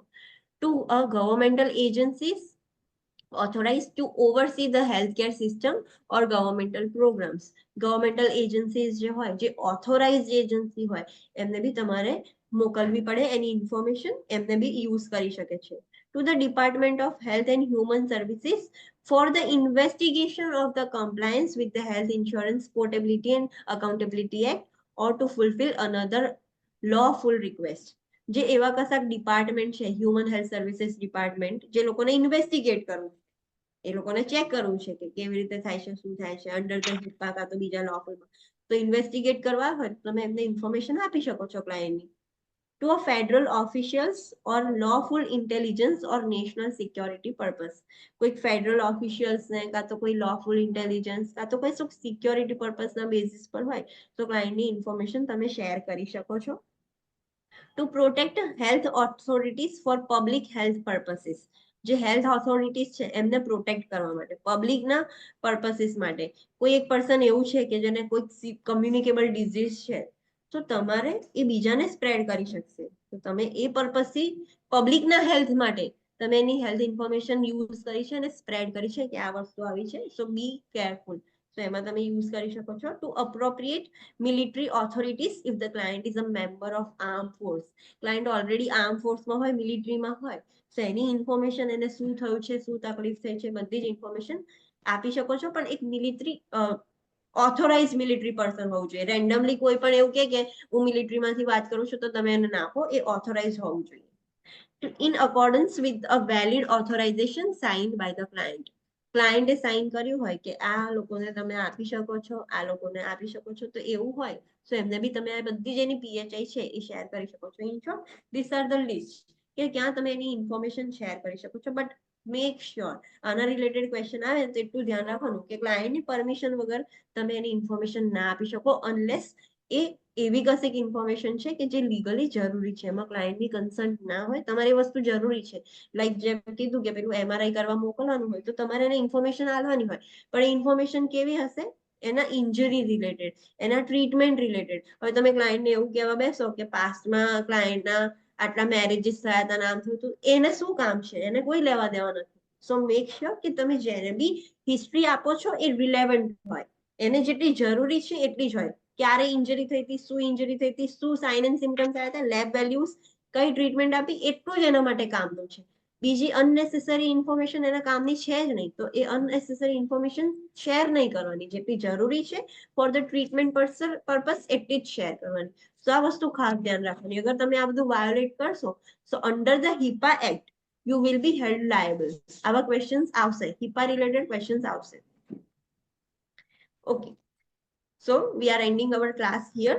Confidentiality and information security આપણે કાલ જોઈશું. No, directly on Monday. So let's do a quick revision. આજે આપણે શું જોયું? Okay, so we have seen collective bargaining. Collective bargaining means બે જણા વચ્ચે પેલું થાય, અને બીજા ત્રીજો આપે. no, ત્રીજો ના આપે. બંને વચ્ચે નેગોશિએશન થશે. લેબરનું રિપ્રેઝેન્ટેટિવ, મેનેજમેન્ટનું રિપ્રેઝેન્ટેટિવ, એમની વચ્ચે નેગોશિએશન થશે અને એક કન્ક્લુઝન પર આવશે. જો કન્ક્લુઝન ના આવે તો સ્ટ્રાઇક પણ થઈ શકે છે, સ્ટ્રાઇક કરી શકે છે. લીગલ રિસ્ક એરિયાઝ આપણે જોયું હતું. અસોલ્ટ એટલે શું, બેટરી એટલે શું, ઇન્વેઝન ઓફ પ્રાઇવસી એટલે શું, ફોલ્સ ઇમ્પ્રિઝનમેન્ટ એટલે શું, I will ask you Monday. Defamation એટલે શું, એમાં બી સ્લેન્ડર અને લીબલ યાદ રાખવાનું. What is slander? Verbally કોઈને Verbal defamation, yes. અને libel means રાઇટિંગ મતલબ કોઈને લખીને બતાવે. yes, in written defamation થયું હોય તો. ફ્રોડ નો મીનિંગ બી ખબર હોવી જોઈએ. Patient care partnership, patient care partnership mainly સેના ઉપર વર્ક કરશે કે પેશન્ટના રાઇટ્સ પ્રોટેક્ટ હોય. અને એક વસ્તુ ખાલી ધ્યાન રાખવાની કે દરેક હોસ્પિટલમાં પેશન્ટ કેર પાર્ટનરશિપમાં જે બી ક્લાયન્ટના રાઇટ્સ છે એક વિઝિબલ એરિયામાં લગાયેલા હોવા જોઈએ. આ ઇમ્પોર્ટન્ટ પોઈન્ટ ખાલી યાદ રાખવાનું. આમાં મેન્ટલી ઇલ પેશન્ટના બી આપણે રાઇટ્સ ઓલરેડી મેન્ટલ હેલ્થ નર્સિંગમાં જોયા હતા. અને સાયકેટ્રિક ફેસિલિટીઝ હોય એ લોકો બી એમના જે બી રાઇટ્સ છે પ્રોપર વિઝિબલ એરિયામાં લગાવવાના. ઓર્ગન ડોનેશન અને ટ્રાન્સપ્લાન્ટેશન આપણે જોયું કે કયા લોકો ઓર્ગન ડોનેટ કરી શકે. ટ્રાન્સપ્લાન્ટેશન રિલેટેડ જોયું તો આપણે બધું જ જોયું હતું. કયા ઓર્ગન્સ લાઈક બ્રેઇન ડેડ હોય તો હાર્ટ, લંગ્સ, લીવર ટ્રાન્સપ્લાન્ટ કરી શકો છો. બ્રેઇન ડેડ હોય તો જ, બાકી એક્સિડન્ટ કે બીજી કોઈ રીતે ડેથ થઈ હોય તો એ ના થાય. અને બીજા બધા ઓર્ગન્સ છે એ કોઈ પણ રીતે એની ડેથ થઈ હોય ને થોડા કવર્સ પછી પણ એ રિમૂવ કરી શકો છો. then consent આપણે જોયું હતું કે what is consent? Consent is a legal permission. એક એવું ડોક્યુમેન્ટ છે કે જે ક્લાયન્ટ પરમિશન આપે છે related to surgery, procedure, test, કશું બી પણ એ પરમિશન આપે છે. આપણે ટાઈપ્સ જોયા હતા. કેટલા ટાઈપ્સના હોય તો એડમિશન કન્સન્ટ હોય, ઇમ્યુનાઇઝેશન કન્સન્ટ હોય, blood transfusion consent, surgical consent, research consent અને સ્પેશિયલ. એટલે આના સિવાયના જેટલા બી કન્સન્ટ આવે બધા સ્પેશિયલ કન્સન્ટમાં મૂકવાના. કન્સન્ટ કોણ સાઇન કરી શકે, કેવી રીતે સાઇન કરી શકે, એ બધી જ ઇન્ફોર્મેશન જોઈએ આપણે. દેન ઇમ્પોર્ટન્ટ પોઈન્ટ શું યાદ રાખવાનું આપણે related to consent? Online students consult હોય તો પીએસએ પર જ આપણું ખાલી કામ તો ઓબ્ઝર્વ કરવાનું બસ. Online student what is important point related to consent?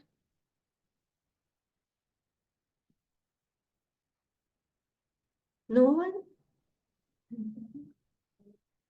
What is important point related to consent? Tell me.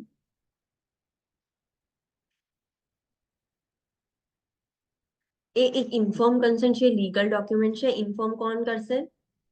Nurses. PHCP. PHCP કરશે.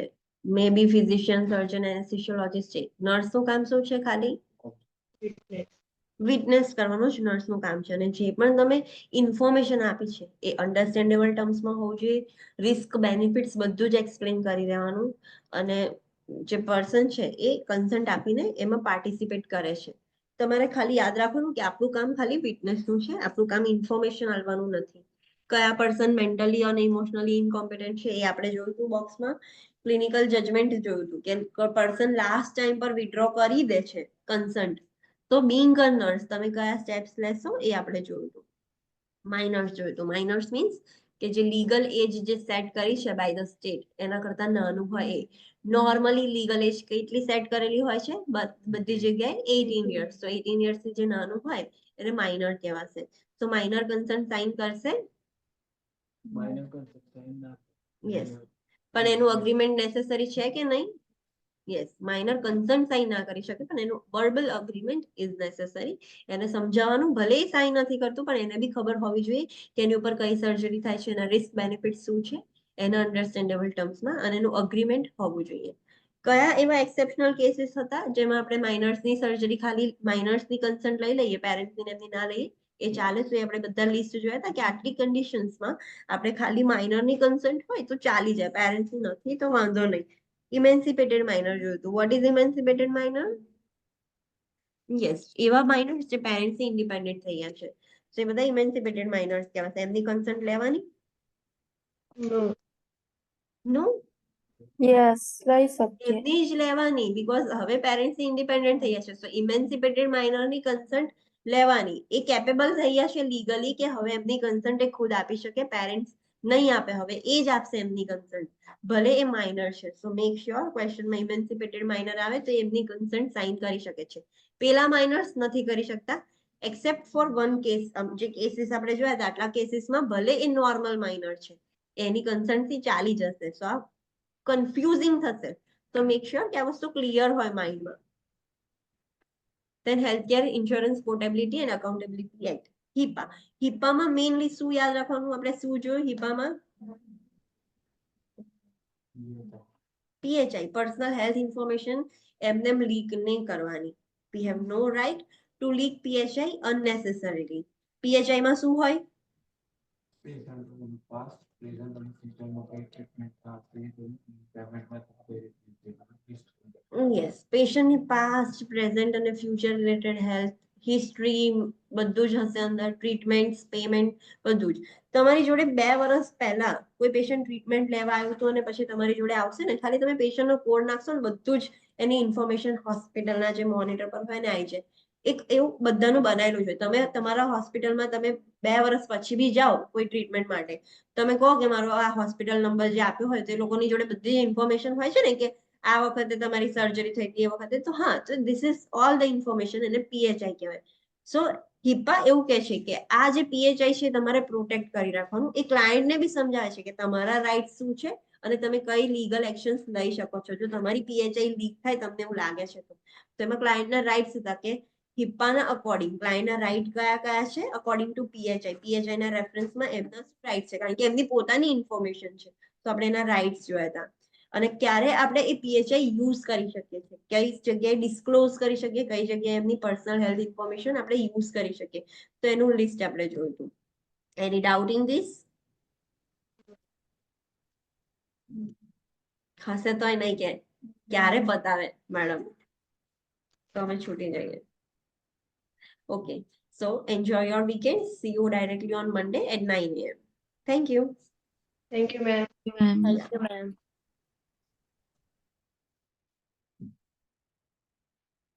Okay.